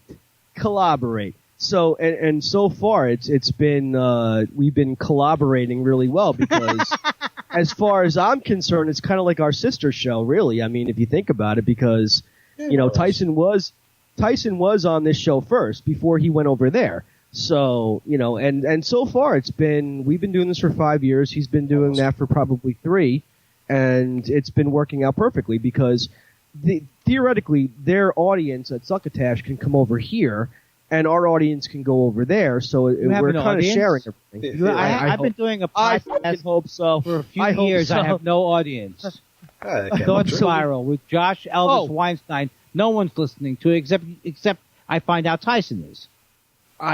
Before we start the game that Tyson is itching to start, and I am too. Yes. Is that what the Anti-Social show? Then why does it go 2 hours then? We have a game that we start with new. We have a game that we start with new guests. Mm-hmm. But before we start it, I just have to say one thing before I forget because I will forget. Certainly. Columbus, Ohio. I am watching you, and I'm sending you an invite to this show. Please reach out to us. You know how to do it. We know that there's a spike in Columbus, Ohio. Mm-hmm. So whoever you are, I am personally inviting you. In fact, I'm going to go one step further, Columbus. If you come on our show, if you contact us, I will personally send you a free shirt. Okay, Columbus, look, you've tried the rest. You want to try the best. Go right to Thought Spiral. Bypass whatever he's talking about. And step up to Cool, which I think was an actual commercial for Cool cigarettes. Step up to Cool. It may have been. Step up to Thought Spiral. 2 Jews, 2 microphones, 2 hours. Well, Andy, I'm a Jew and an Italian. Does that count? That's so great. And that's why I love you already. I love you on Psych. I've either went to school with you. I know I'm 40 years older than you, but I went to school with you when you were a small child or something, or we hung out at Corvettes. Anybody? Corvettes? Mm-hmm. No, both of you, nothing. No, Corvettes used to be a store on the East Coast. Oh, cool. Corvette. EJ Corvettes. Maybe it was Corvette. You had something out there, Hunter. It was a Wawa or something you were telling me about? There was a... Oh, yeah. So the common convenience store in Jersey is Wawa. And Quick Check. You can find them on every corner. You guys must like Sharpling then. Tom Sharpling? What is it? He's always talking about Wawa. So is Todd Glass, I think. Wawa is a hit or miss because Wawa you can actually get some pretty decent food there, but it's not like a 7-Eleven? No, it is, but they sell a little bit of everything. But here's the problem. So when it comes to their subs are phenomenal. But they introduced cheeseburgers and fries, which I had them. They're okay. And they introduced pasta for the first time. So I was on the road at work, and I said, you know what? Screw it. I need something to eat. I'm gonna try the pasta. And I was disgusted by it. First of all, wrong type of pasta for what they were doing, and the gravy was more like fucking Heinz ketchup, and it was disgusting. I mean, I don't like overly spicy gravy to begin with, and I don't know what they did, but it was spicy ketchup. It was disgusting. But because I paid so much money for it, I sat there and forced myself to eat it. So you lost in many ways. You lost. Oh yeah, I lost in many ways. Why do you double down on something you don't enjoy? See, you lose with that. Well, this stinks, and I'm going to finish it so that you learn your lesson. I paid my money. That's exactly what it was. I was sitting there, and I think what it was I think the only reason I was pissed off because I had to wait for almost an hour because the store was so packed because it was by Six Flags. That's Great Adventure, Tyson, by the way. Mm-hmm. And I'm sitting there for like an hour where I shouldn't have had to wait for an hour, but because I waited for an hour, I'm like, you know what? Screw it. I'm starving. I'm going to finish this. And never again. Like, never. I don't care if I'm trapped in a basement. I don't care if I'm in Buffalo Bill's house, in the pit. I'm not going to eat it. It's not going to put the lotion on the skin. It's not going to eat the pasta. You might as well just end my life right now. It's the same way I feel about Chipotle. I have people have gotten sick there, and I went there once. I didn't love it. Why am I going to go back there again? Why am I going to go back there? It's not my. I feel bad. Those people who work there and the people who are on the Chipotle train. Yeah, I'm not a big fan. Can't get it out of my mind. Never been to one. Okay, don't plan to go to one. Okay, Tyson. Well, you're not sponsored by. No, anymore. No, we're sponsored by Henderson's Pants. Oh, sure. Yeah. If anything else. Okay, so. Tyson, go ahead. All right. I know you're waiting patiently. I'm sorry again in advance. I'm not drunk, I promise. Don't be sorry. Don't be sorry. There's no sorry in podcasting. I was going to say in baseball, but yeah. So we created a game for our first-time guests, and it's called "What Do These Mean Words Mean?" I have. It's over here. One moment. See now, I'm not prepared. I thought I was. No, I am. But so a couple of years ago, I picked up this book. Oh, I disappeared and came back. Like literally, just. That was pretty cool. Thanks. This book called Depraved and Insulting English, which either will read on the screen or it won't because of the thing that, that looks terrible. If I put it in front of my face, then I can't see anything. There you go. Okay, good. That was good. It's still backwards, but it's words to offend and amuse. So basically, and kind of tagging up a bit later on the subject of bad language, as it were, these are words that have fallen out of use. I've got a selection of them and a multiple choice based on them. Is there a spider on your ceiling? I don't know. He's got ADHD too. If I look up at the ceiling, it's so I wanted to have in this studio a solar system. So I had taken the pains of putting up 250 star stickers on the ceiling and plastic planets that are stuck up there. But the thing about it is, as you know, Tyson, there is no central AC or heat in this studio like the rest of the house. I'm using a fan. So the fan is blowing, and it's moving the solar system right now, so I'm making sure that the planets don't fucking fall and hit me on the head. That's all that is. Fair enough. So, I've got a selection of words here. I'm going to say what the word is. Sure. Because that's helpful to the process. I'm going to spell it and say whether it's a noun, a verb, an adjective, whatever, and then give you a choice of what it might mean, in which case you could each guess and then see who gets the most right answers. You require no intelligence to play this game? None whatsoever. Oh my God. Just to... Why did I go to Mensa then? Why did I join Mensa for this? I know, game? It's you think it'll be I have nothing for that. I'm sorry. I hope I can get a refund. Ooh, a refund from Mensa. That's Mazel tov. Mensa tov. Mensa tov. No, I wasn't. Yeah, I'll go with that. That one won. Oof. That won. All right. You're selling yourself short. I am short, but you're selling yourself short. I'm actually pretty short myself. I'm only 5'7". I'm a midget. When you're talking to someone who's 5'5.5", you don't lead out with how tiny you are at 5'7". Because unless I'm 5'8", you're going to make me look like a monkey. I have a funny story to tell you after the game, and you're going to laugh at this. Well, maybe we'll have time. All right, let's see here. So the first word is antinomian. Antinomian. It is spelled ANTINOMIAN. It is a noun. So I ask you, is antinomian? Is it a person who is against naming or labeling things? Is it a person who is against worldly possessions? Or is it a person who believes that faith in Christ frees them from moral and legal obligations? A. I'm going to go with the second one. All righty. Hunter is going... I'm pretty sure. Final answer. Ready? And Andy is going with B. It is actually C, a person who believes that faith in Christ frees them from moral and legal obligations. Andy, you see what I'm talking about? Ever since I lost. Unbelievable. It's unbelievable.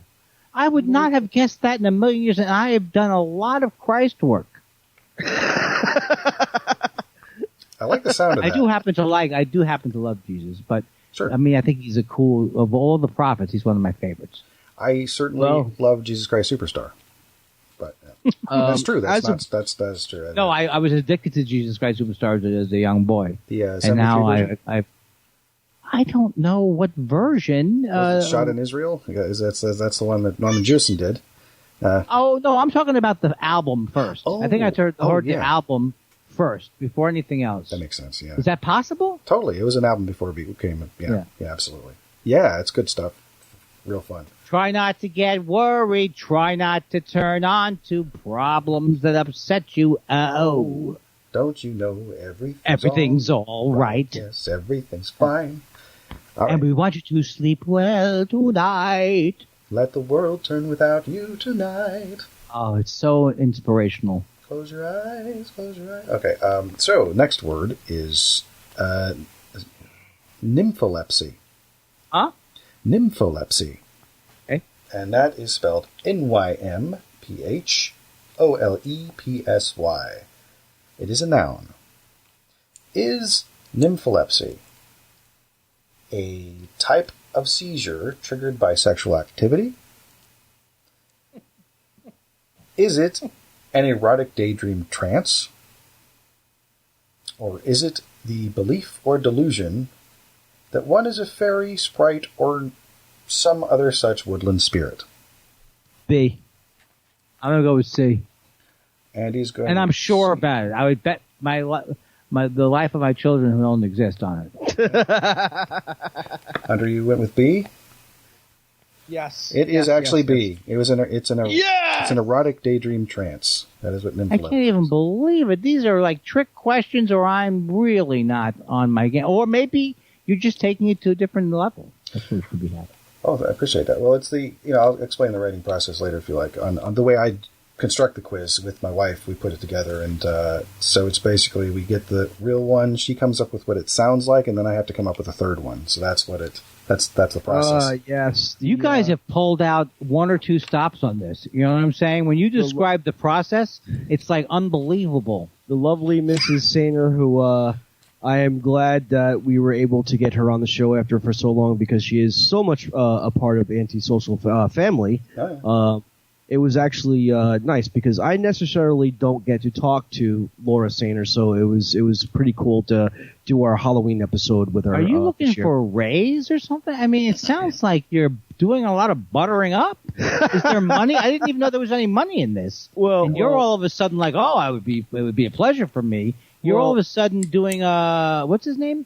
Eddie Haskell. You're Eddie Haskell. Well, the thing about it was I'm not responsible for well, this makes sense. I'm kind of responsible for the name of Antisocial Show, but not for the show part, just the anti part. I came up with the idea of doing a podcast, and I really wanted Tyson to be involved in it. Mm-hmm. But Tyson is our executive, our editing producer, so to speak, because he does the magic behind the show. Like, all I do is just show up and talk. Like, there's no talent in that. What Tyson, the real magic of what happens behind the scenes is what Tyson does. So you're a very entertaining person, Hunter. It helps. If you weren't, with this show would be so missing something without you. Although I think we did well for the first hour that we talked together. Well, no, I mean we had to pick up the slack because the show must go on. I've always said. Absolutely, and even if there isn't a show, I didn't even know what the show was. We were still choosing the one of the three options. And I have over the years, when it came to this show, I have encouraged Tyson to be creative. Add things, do what he feels the show needs. Put the Tyson spin on it. Exactly. So, and I want to say, in almost 5 years, he's definitely has amazed me in so many ways. And let my audience hear this, because it is true. Without Tyson, I can't do this. So he's definitely the magic. He's what he is? He's a Dumbledore of this program. Wow. Yes. I'll take it to that level. He's the Dumbledore. I'll take your compliment, even though I'm not good at taking them normally. I appreciate it a great deal. Thank you. So salute to you. I will also toast you. I can't take the lid off because I've got this in one hand and I got this in the other hand, so it'd be complicated to take a drink right now, but I appreciate the sentiment. You're welcome. I can feel it on my end that you guys have something magical going on between you. Absolutely, because there was supposed to be a third host to this. Oh, originally, is that true? Mm-hmm. Yes. Yeah. But unfortunately, due to extenuating circumstances, the third host could not join us. Now, almost 5 years later, I am not regretting that because the way the show has been progressing, this is exactly how I would want the show to be. So I have absolutely no complaints whatsoever with how it's been. I don't think in its original concept, I don't think the show would be as great as it is today with the original idea in mind. It'd be different. With me, no. What was the original idea in mind? Oh, it was to do essentially kind of this, but also to trash talk people. Yeah. So this was because it was you were being antisocial, right? But if you look at all the other good stuff that we do, the anti-social. Oh, you mean like the charity work that we? Yeah. So with the charity work that we do, the anti-social is kind of a joke because we're really so much the opposite of what the show's title is. We do a lot of charity work with kids. I'm not misanthropic. I'm not a misanthropic person. I try not to be anyway. But no, yeah. Is that when you think animals are people? Oh yeah, no, that's anthropomorphic. But yeah, it's the disliking humanity. Oh, you don't like people? No, I do though. I'm not misanthropic. No, we that's do. what the word means. That's what the word means, right? Yes, a misanthrope, like from Tartuffe. Yeah. No, you're a people person. I do like people. I have some people have trouble getting me.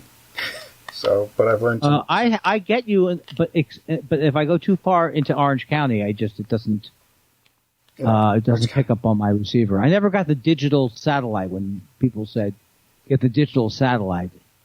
Not the satellite, the digital. They didn't say digital satellite. They said get the digital converter. I never got it, right? Oh. So I still have the same rabbit ears from 1975, and I don't see it. I get no picture on my TV. People keep giving me advice. I go, get off my lawn. Rabbit ears. Gosh, I miss those. Kind of like, oh God, who's that guy? Who's the actor? Ray Walston? Sorry. No. I have more clue than who's the actor. I'll tell you that much.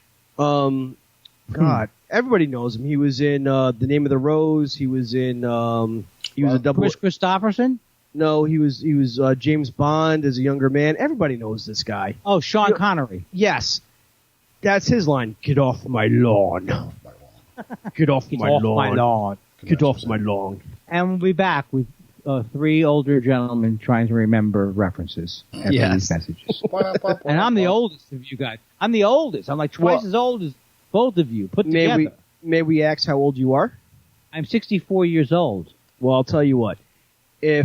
When I hit 64, if I look as good as you, thank you very much. Well, you do not look 64. Oh, I have a glam squad right now that comes over every day. You look like you're 50 years old, to be honest with you. This is the best news. If nothing else works out from this podcast, just you telling me I look young. No, it's the truth. I mean, I don't lie to people, to be honest with you. I can't lie to people. I knew you were being sincere. So I knew that was a sincere thing. But, it's hard to take a compliment when you're this hot like me. Exactly. I mean, hey, listen. I'm too good looking for comedy. If I was for the other team, I'd hit on you. I don't care. I didn't know we were in teams, but I'll take it. Right, exactly. Like, all you got to do is take me to dinner and I'll love you forever. Beautiful. Wow. It's like an Amazing Stories episode. Right, exactly. Like, that's a strange reference. Okay, so, third word. Yeah, I don't think I know Amazing Stories. So it's a Steven Spielberg anthology series in the late 80s, early 90s. And one of them was John Cryer, was this nerd who had these girly mags, and he figured out accidentally how to create this chemical solution that would bring the girls in the pictures to life, but only for a short period of time. So like the first one he creates, they all say the same thing. They'll say, "Kiss me and I'll love you forever," or "Kiss me and I'm yours forever," something like that. And then like the first one, he kind of freaks out and doesn't do it, and then she melts. So he's like, "Oh shoot, I got to do this again and figure out how to do it." And he keeps screwing it up the next subsequent times. So Tyson, I don't think I've ever told you this story, but you said girly mags, right? Yeah. So tell the truth, because I'll tell the truth. Did your mother, right, ever find your stash of girly mags? I didn't have a stash of girly mags. Okay, well, when I was 18 years old, when I was 17 or 18 years old, I did. And I kept them under my bed, under my mattress. And now keep in mind, my mother, when she was alive, love you, Mother. Rest in peace. Rest in peace. She was the type of person who bestilled cleanliness upon me, which means she was the type of person where she walked into my room, she saw crap on the floor, she's like, okay, you have 2 hours to clean your room. Anything I find on the floor, I'm going to put in trash bags and assume you don't want it and toss it out. Now, keep this in mind, that was enough to make me clean my room. Well, the one and only time, and keep in mind, the one and only time in my teenage years that she cleaned my room, which was surprising, she found my stash of porno mags under my mattress. So that just, Wow. Yeah, you man. You kept it in a very, a place that people sometimes do look. Mm-hmm. Yeah, under my mattress, like the one and only place where the money would be normally. Right, exactly. Right. The place that people think is the most secure place.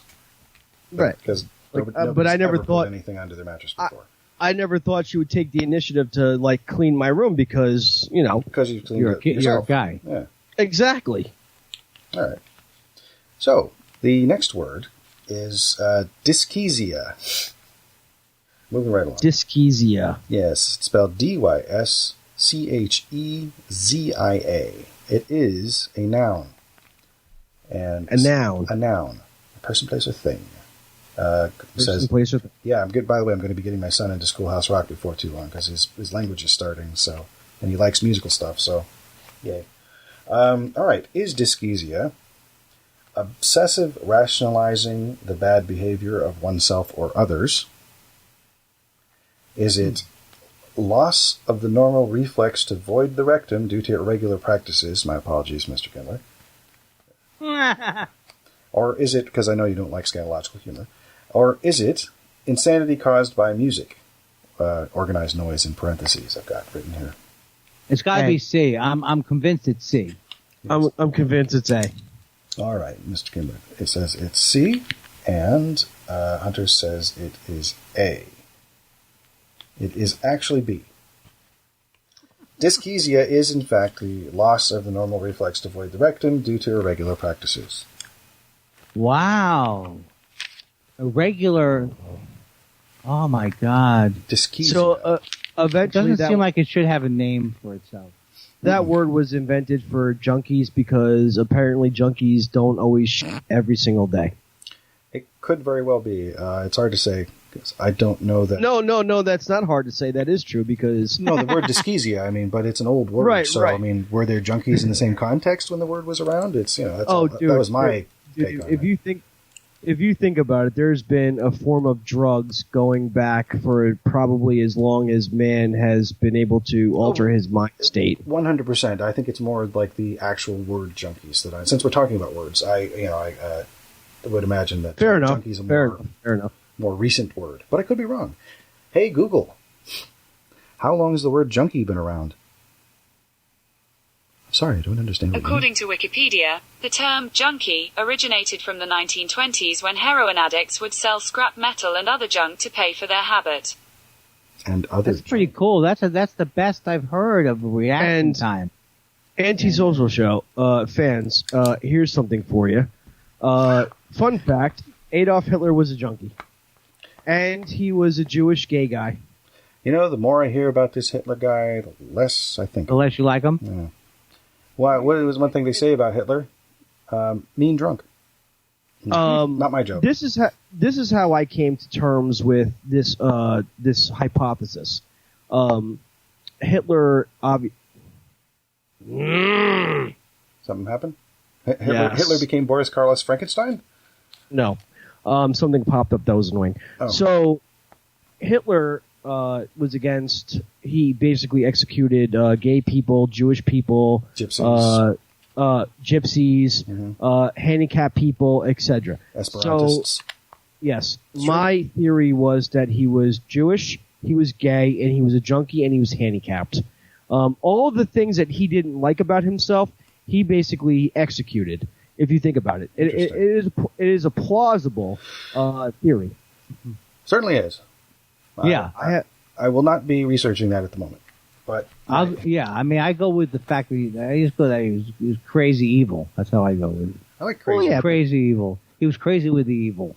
Yes. Yes, he was. Getting crazy with the cheese whiz, says Beck. From the song Loser, I believe. So, the next letter is R. It's, the word is Rantalian.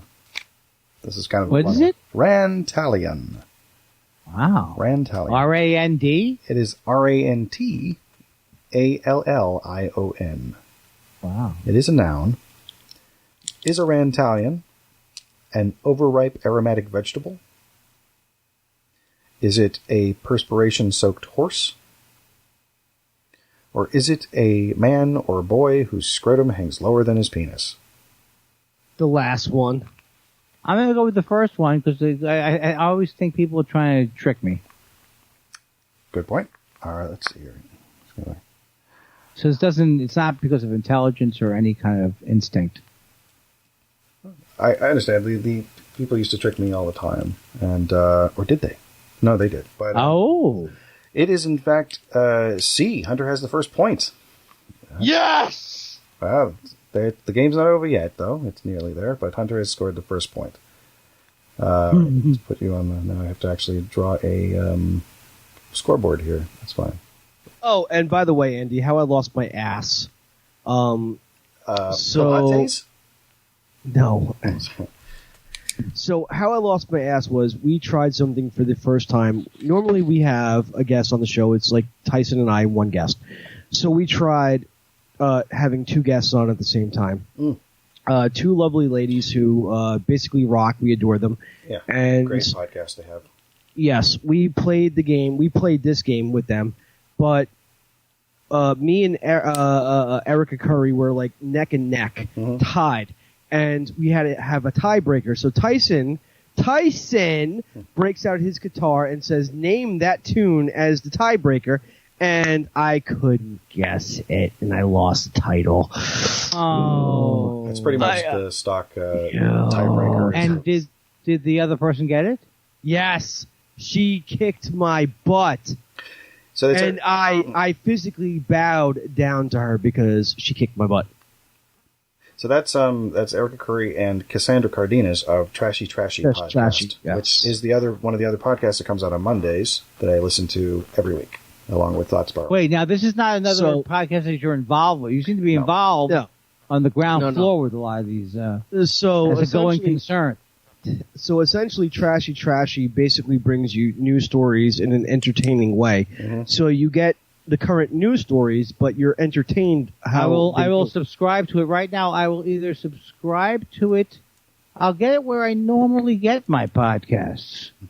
So I forgot the name of it. Trashy Podcast.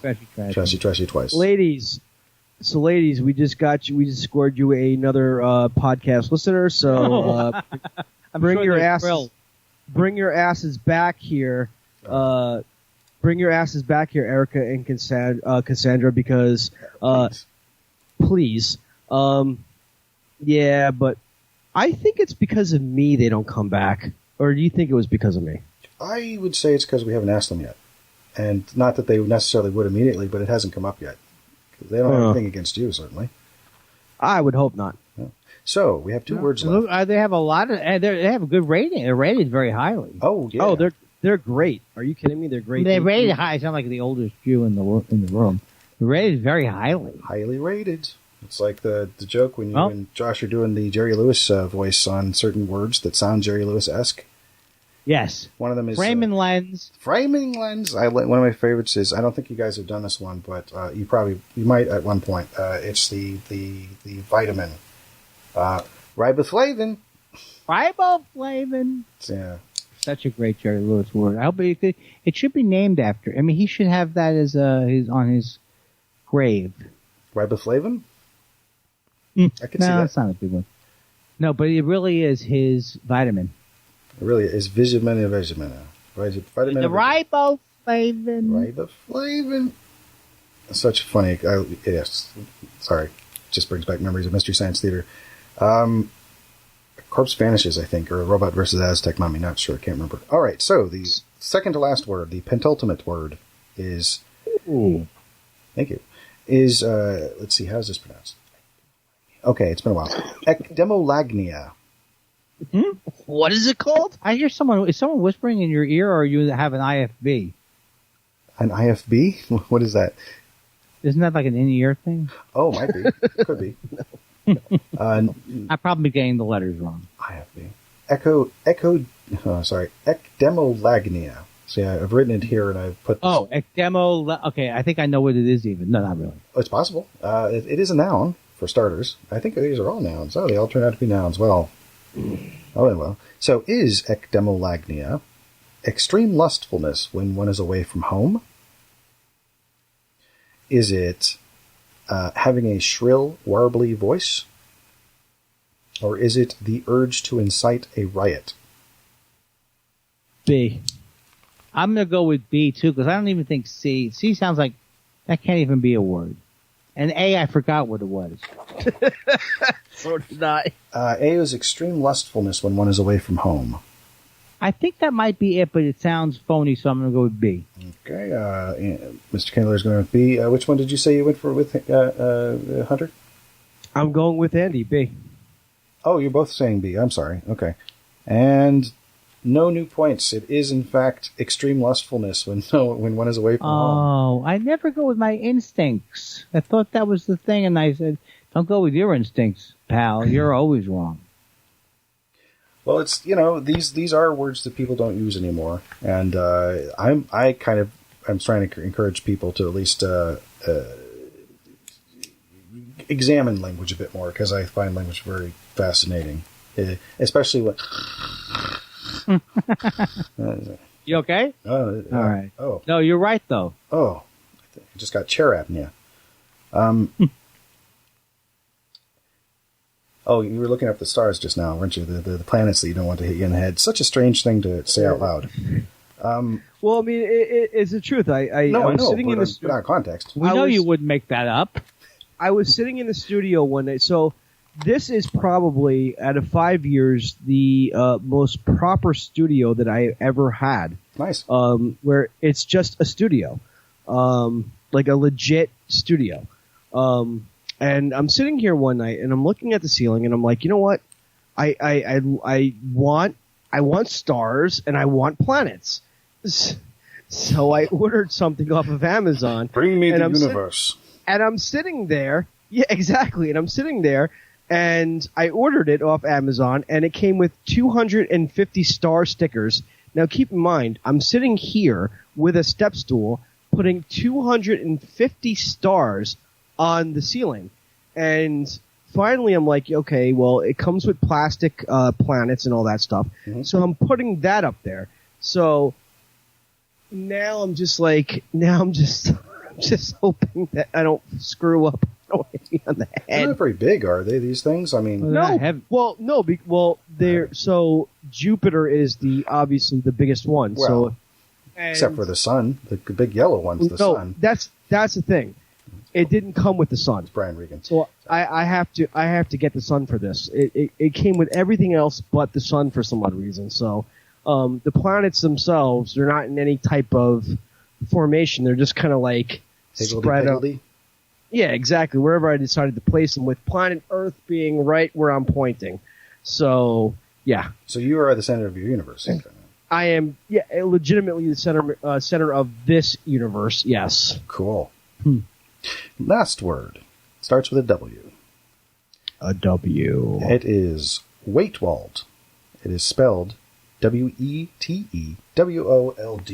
Waitwald. It is a noun, as I previously said. Ooh, does this sound familiar to somebody?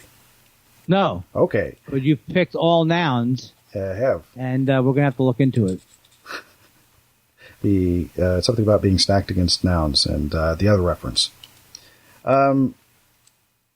Is a Waitwald a patient cuckold?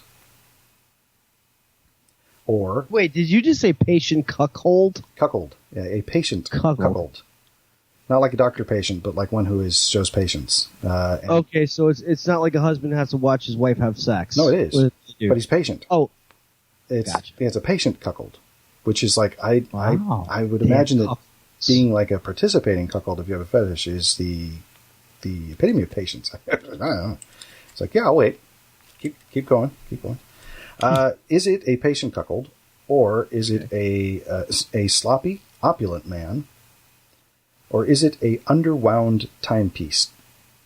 I'm going to go with underwound timepiece on the same philosophy that I've gone with all of them, thinking that it sounds like it could be right, so it's going to be wrong. And Hunter gets the second point, leaving the score at 2-0, with Hunter taking the game. Wow. So real quick. Congratulations. I usually have a little applause thing that makes sound, but... And Hunter's back, ladies and gentlemen, as the new champion! Congratulations, sir. Wow, congratulations. Thanks for and the gloating is good, too. I like the gloating. Yeah. So, to recap real quickly, the first word started with an A, it's antinomian. The second word started with an N, which is nympholepsy. The third word started with a D. The fourth word started with an R. The fifth word started with an E. And the sixth word started with a W. That is very nice. I feel as if it was done for the formal spelling of my name. And you know what? You are the first person on this show to actually get that reference. So whenever we have a guest... Really? People just get confused at that point? Yes. So whenever we have a guest on for the first time, we do this game with the first letter of their name. Mm-hmm. Yeah. Yeah. And you are the first person to get the fact that we or Tyson did the words to match the first letters of your first name. Right. The formal version in this case, because I'll tell you why. I did the name Andy first, and we can't because there's only 2 words that start with Y in this, and we've used them both already. So, I want to say that probably because he's the second Andy on the show. We had Andrew. We did. Well, we didn't do a quiz with him though. Oh, that's right. We couldn't. So, okay, my apologies. So, Andy. Why did the other Andy refuse to do a quiz? We had it was just kind of chaotic. And fun. We had Andrew. Who was it? Yes. He told us all about his nipple ring, and we asked. That was a thing in the news for a little while. Remember that? Anyway. No, does he have a nipple? I hope he doesn't really have a nipple. No. We had Andrew. Andy Dick. We had Andy Dick on the show. Yeah, we had Andrew Dick on the show. And here's what we didn't suspect. So we never per se done this show live before, even though we gear it towards a live audience.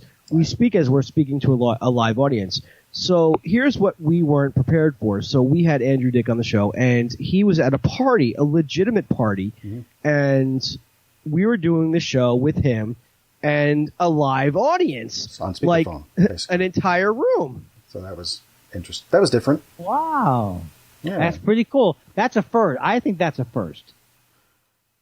I'll take that. Yeah, I don't know why everything went quiet, but I get it. You guys don't like me to rate things, so I understand my place. So that was fun. The point of the game also is usually to foster the conversation that it did have. So that's the I'm glad that it worked. The mission statement. The mission statement. The mission statement. Right? Yeah. Yeah. I just like I like language. Yes, I can tell. I tried to learn Esperanto recently. Did about 4 months of that, and I'm doing okay with it. But in fact, I actually wrote. Oh, I don't know why I'm trying to show you this. It's going to be backwards, but somewhere. No, you can't see it. So on my notebook, I wrote very small. It's also on my Instagram. Is a picture of the term "ne estas culero," which in Esperanto means there is no spoon, basically. You're cutting out, Tyson. Oh. I heard you're pretty good on my end, but I can't speak for everybody. Oh, well, he's frozen. I can see everybody. So everything's fine, Hunter. Don't worry. It's all good. You're frozen. We're not. Isn't it odd that Hunter doesn't know that he's the one who's frozen? But he's got his hands in I'm the one. Yeah, you all are frozen to me. Hunter, it's okay. No, you're not being held up. Everything's all right. Oh. Yeah, please do not keep your hands extended, though. Okay. Keep your hands where I can see him. It's almost a Tebow. Yes, officer. I don't know what that is. Nor is it dabbing. I don't know my sports Tim references. Tebow. Yeah. So, did you have a question, Hunter, or were you just gesturing? Because I wasn't sure if I missed a cue or not. Are you okay? Oh yeah, I'm fine. It's just that you guys are frozen and you kind of sound like robots. Okay. Well, everything's sounding a-okay on our end at the moment. So I mean, on this end here where the recording is happening. So that's good. That's good. Thank you for. I heard none of that. Oh, okay. I heard it all. Well, it was complimentary. Yes, and also the mints are complimentary. The mints are complimentary. Yes, they're like those little Valentine's Day hearts that say nice things on them. Instead of like "be mine," they're like nice hair, or Exactly. Love no, nails. yeah, exactly. Now, why did you strip down? Oh, there you are. That was my game show Why did jacket. you strip down? Hold on. Oh, I see. Yeah. It's No actually- offense. I got this at a thrift No store. No I offense didn't know to that Stephen was. No offense to Stephen Hawkins, but on my end, you guys kind of sound like Stephen Hawkins right now. Well, if you call him Stephen Hawkins one more there you time, go. I'm going to fall down on the floor. There That's so there you great. go. It's Stephen There you go. Hawkins. Steve Hawkins. Yes, you guys, for a brief second, you guys froze and you sounded like Stephen Hawking. And we went into like, the black hole. by the way, Andy. So, when I suggested that we do a podcast to Tyson, I had bought equipment that I could afford at the time, and very generic equipment. I had a Toshiba laptop. I had a really crappy soundboard and all that crap, and it tended to do exactly what it just did right now. And Tech problems. It used to freeze. There was times when we were ready to rock and roll, but like it would take me an hour to get Skype up because that's how crappy the computer was. Like, let me show you what I'm dealing with. So back in the day.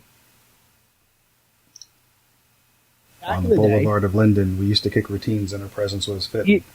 This is what I was dealing with. A very small, crappy soundboard.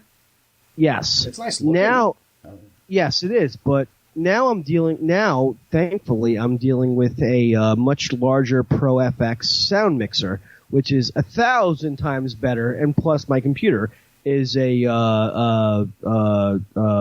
what the fuck is it called? My bad. HP Pavilion. Sorry. Oh, nice. No, it's fine. I just imagined that you were immediately going to go like, yeah, it's right here, and then...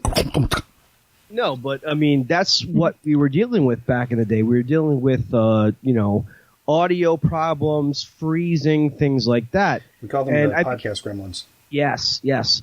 So there were times when, like, Tyson and I were like, okay, we're ready to rock and roll. Oh, guess what? Skype's not working. The computer's not working. The sound is not working.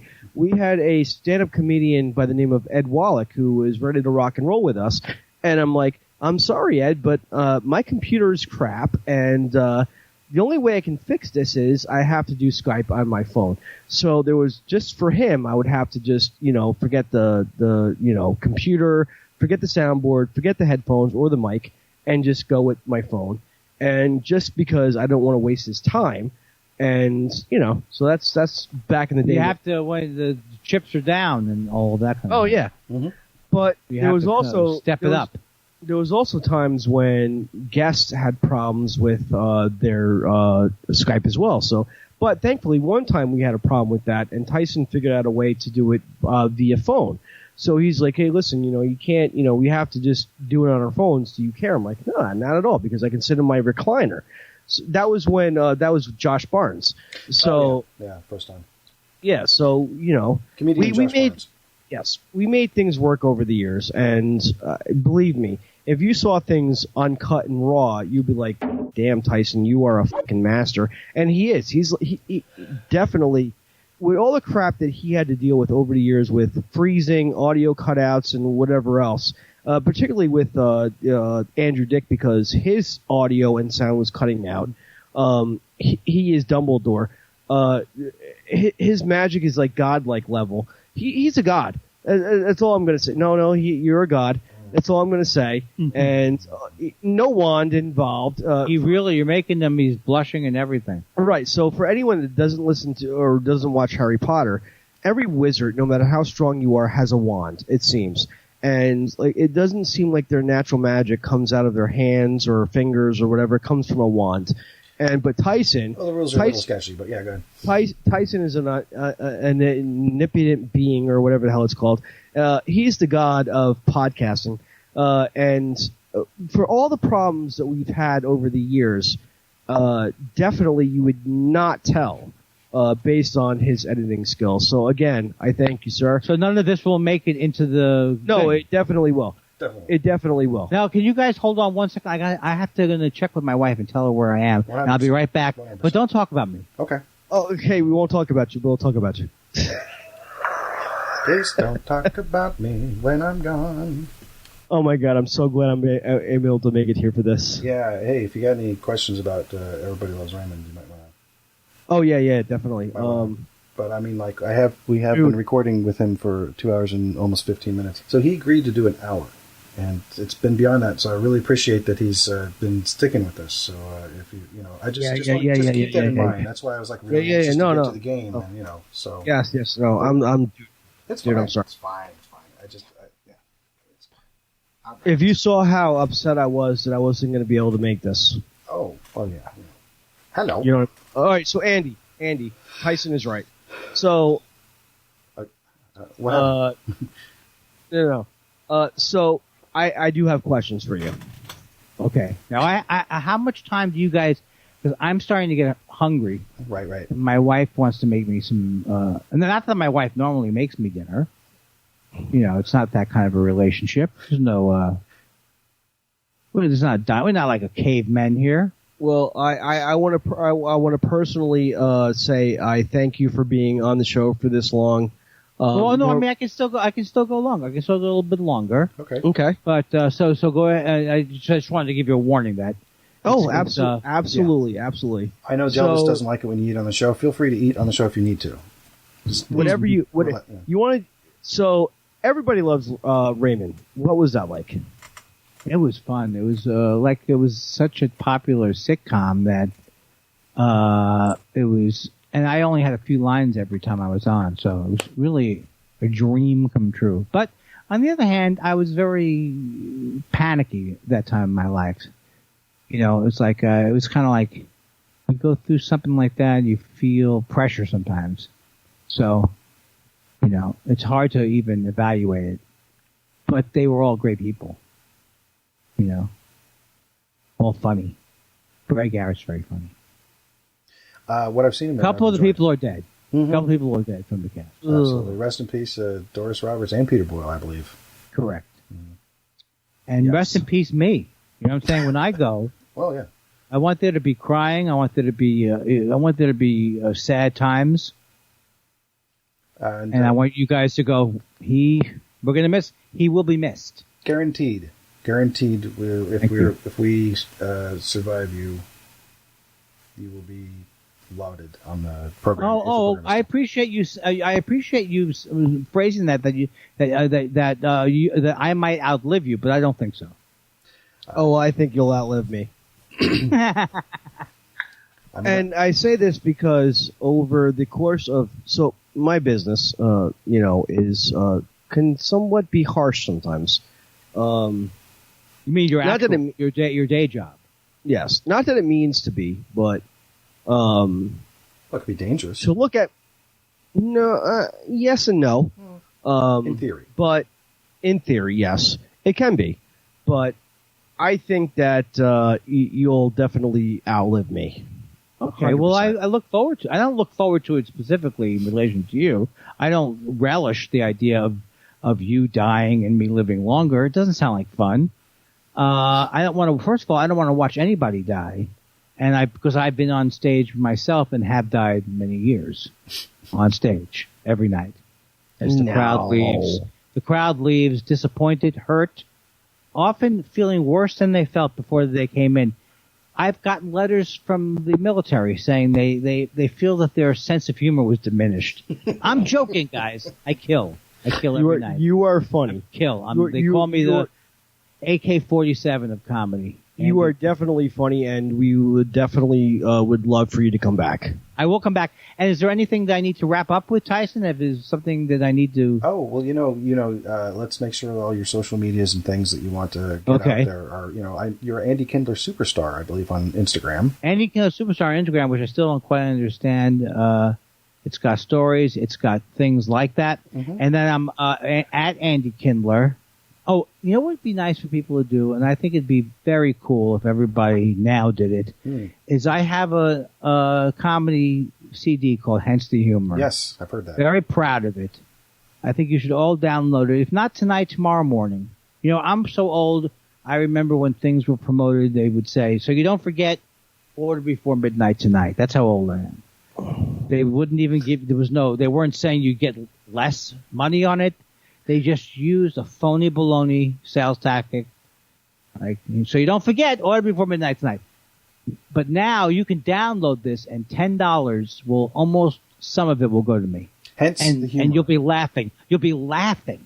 I definitely was laughing when I listened to it the other day. All right. Fun stuff. And then Thought Spiral. Yeah, question? Or are you holding up Saturn? No.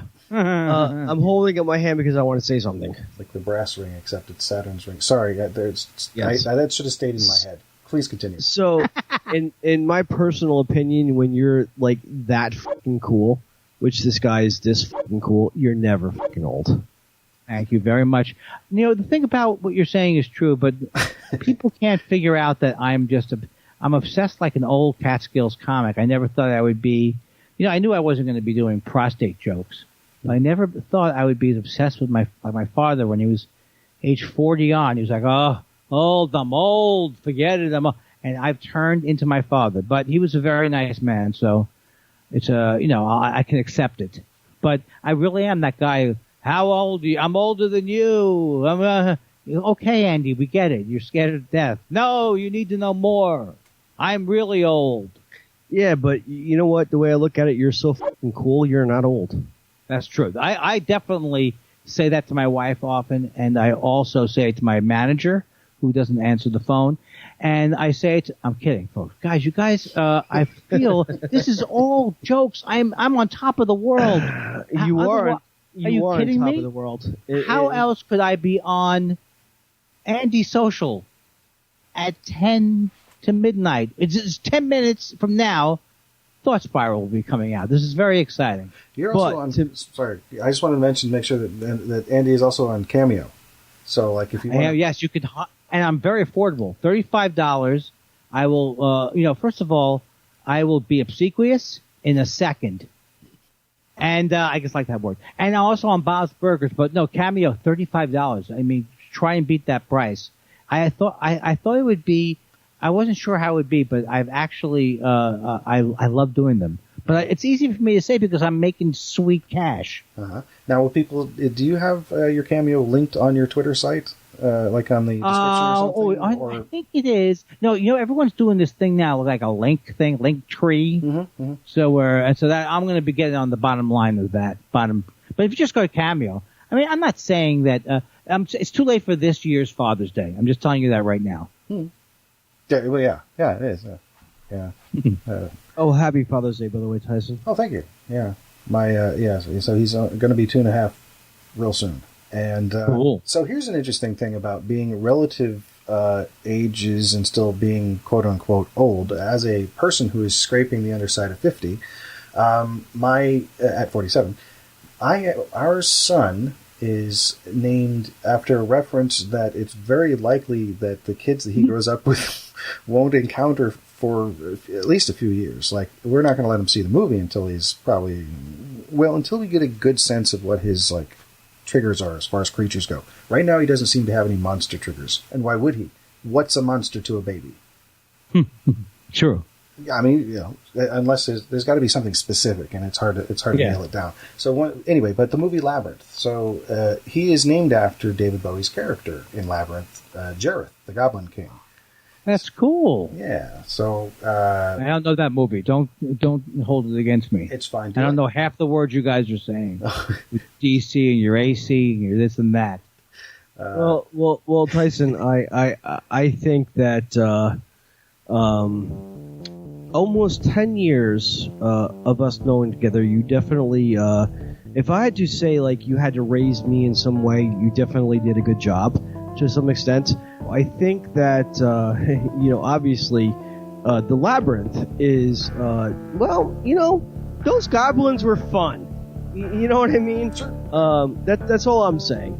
We live in a crazy world where, people get butthurt over the tiniest little thing, and it's like, come on, guys. Like, life is too short. That's exactly right. You only go around once unless we don't. And exactly. If we don't, we'll deal with it. Now, here's the thing, guys. I'm actually in danger of this gig going into a second day. You know what I'm saying? Mm-hmm. I started this gig on Sunday, and now it's going to be Monday soon. Yes, it is. So Tyson, you got to wrap it. Someone's got to wrap it up. We got to bring it home, baby. Okay. Well, we can absolutely do the thing we say at the end of every formal anti-social show. Oh, what do you say? Well, that's about all the time we have for Antisocial Show. I'm Tyson Sainer. And I'm Hunter Block. And I'm the guest, Andy Kindler. Be decent to each other. Absolutely. Peace. Have a good time, folks.